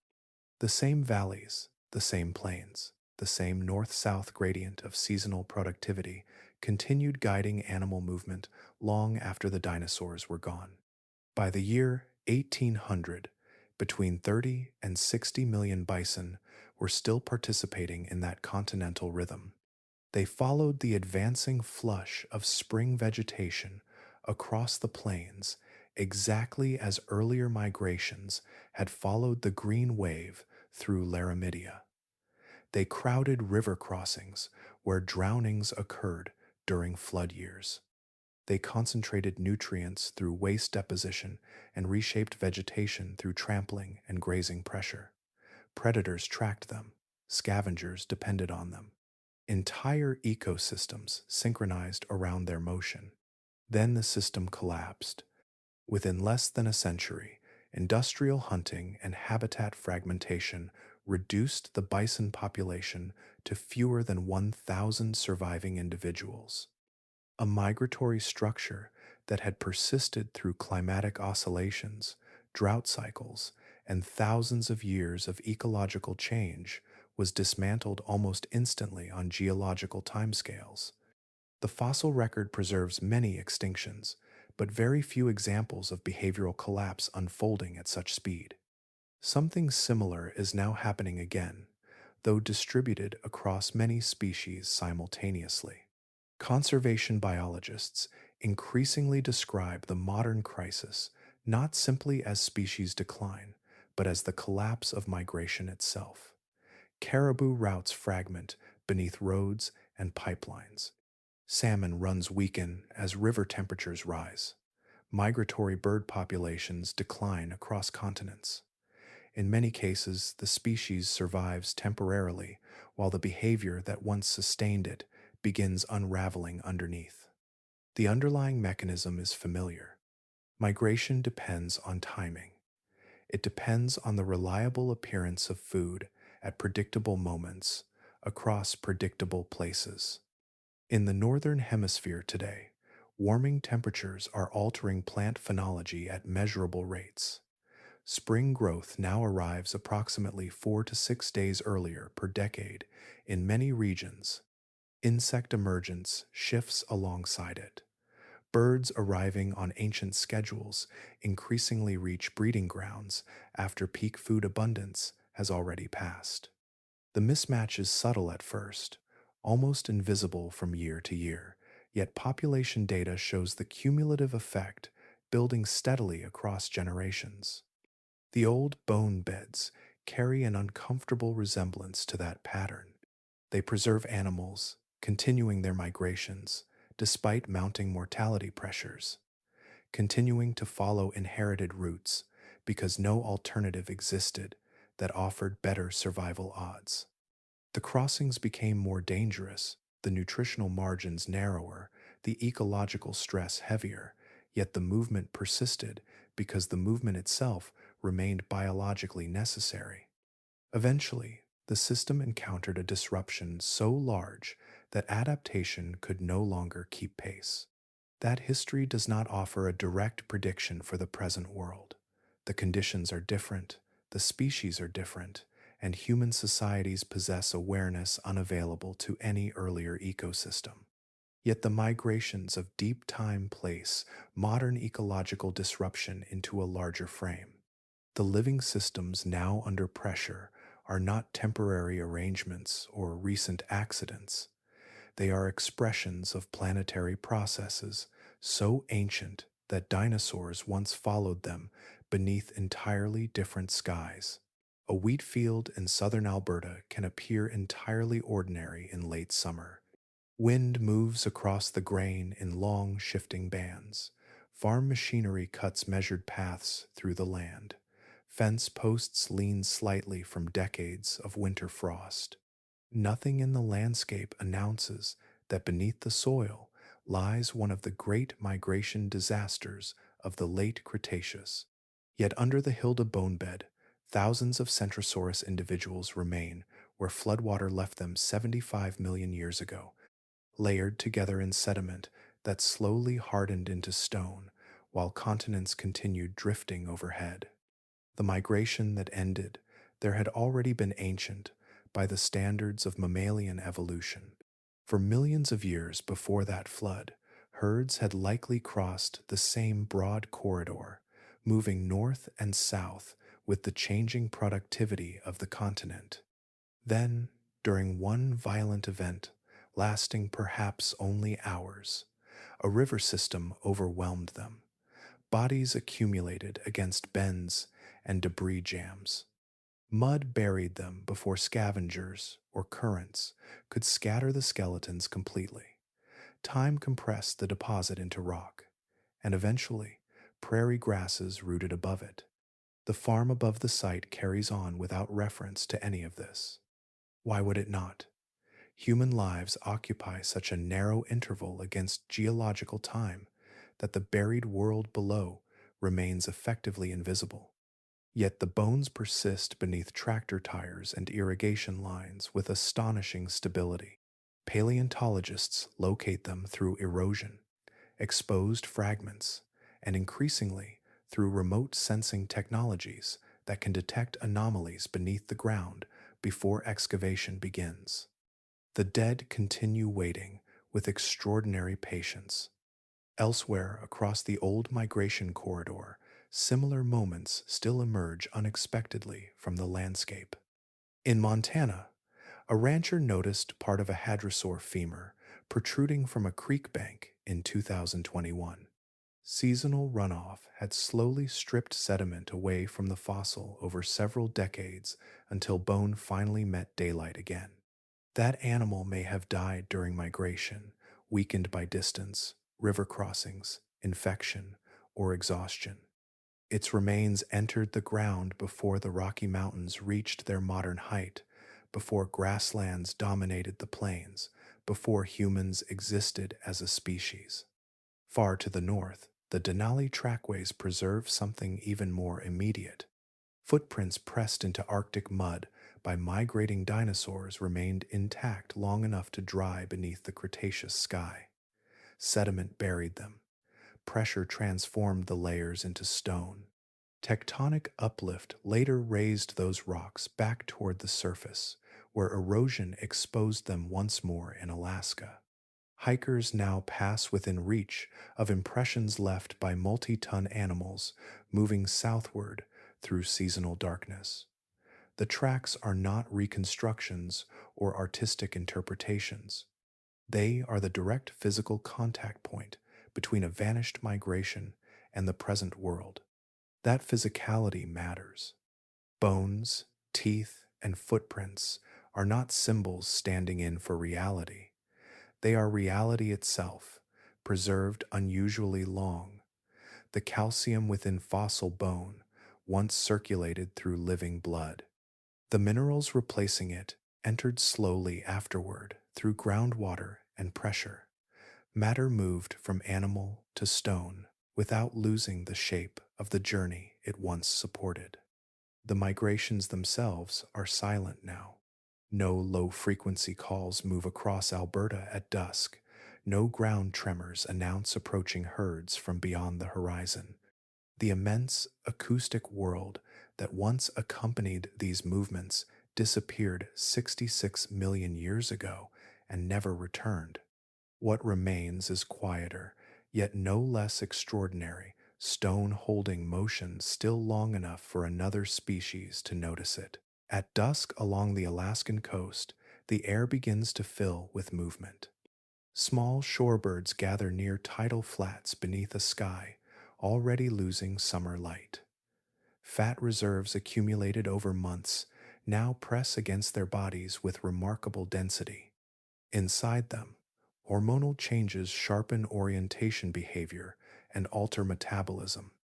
Magnetic information, star patterns, polarized light, coastline geometry, and inherited timing systems begin aligning toward departure.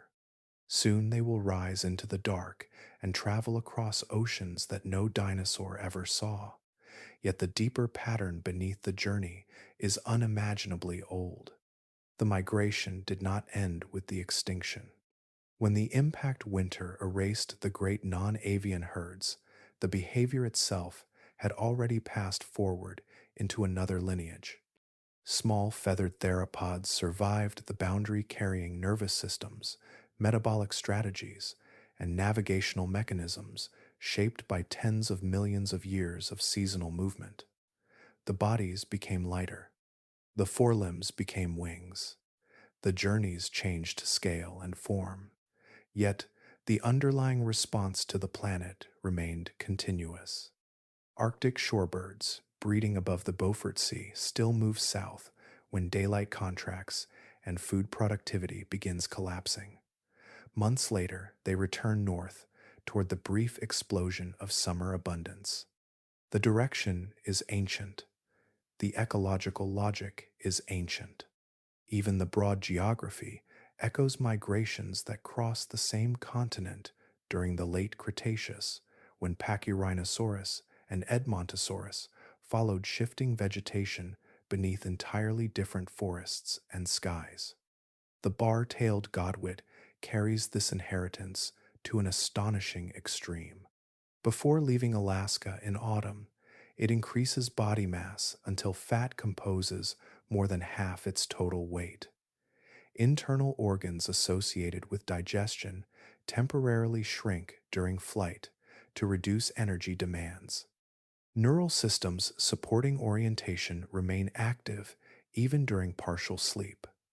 Then the bird departs across the Pacific Ocean on an uninterrupted journey of roughly 11,000 kilometers toward New Zealand. No pause, no feeding, only stored energy, atmospheric currents, and navigational precision refined across evolutionary time. The godwit does not know the history embedded inside those abilities. It does not know that the molecular machinery helping detect Earth's magnetic field emerged before birds themselves fully existed. It does not know that the seasonal logic driving its migration once organized entire dinosaur ecosystems across vanished continents. It does not know that its ancestors survived an extinction event which erased nearly every large animal around them. None of that knowledge is necessary. Evolution stores information differently. The memory exists in physiology, timing, instinct, and inherited behavior. Each successful migration quietly carries forward solutions discovered across immense spans of time, preserved not in thought but in survival itself. The line connecting a modern shorebird to the migrations of the Cretaceous is not symbolic, it is biological, uninterrupted, and real. In that sense, the Cretaceous never fully disappeared. Not in the seasonal movements of birds crossing continents tonight, not in the metabolic preparations unfolding before departure, not in the ancient navigational systems still orienting living bodies beneath the stars. The continents changed, the species changed, the skies changed, yet Earth continues asking the same question every year as sunlight shifts across its surface. Somewhere above the Arctic Circle, wings are already turning southward. Months from now, they will return north again. They have been returning for longer than mountains have existed in their present form, longer than humanity has existed, longer than memory can comfortably hold. And tonight, quietly, the journey continues.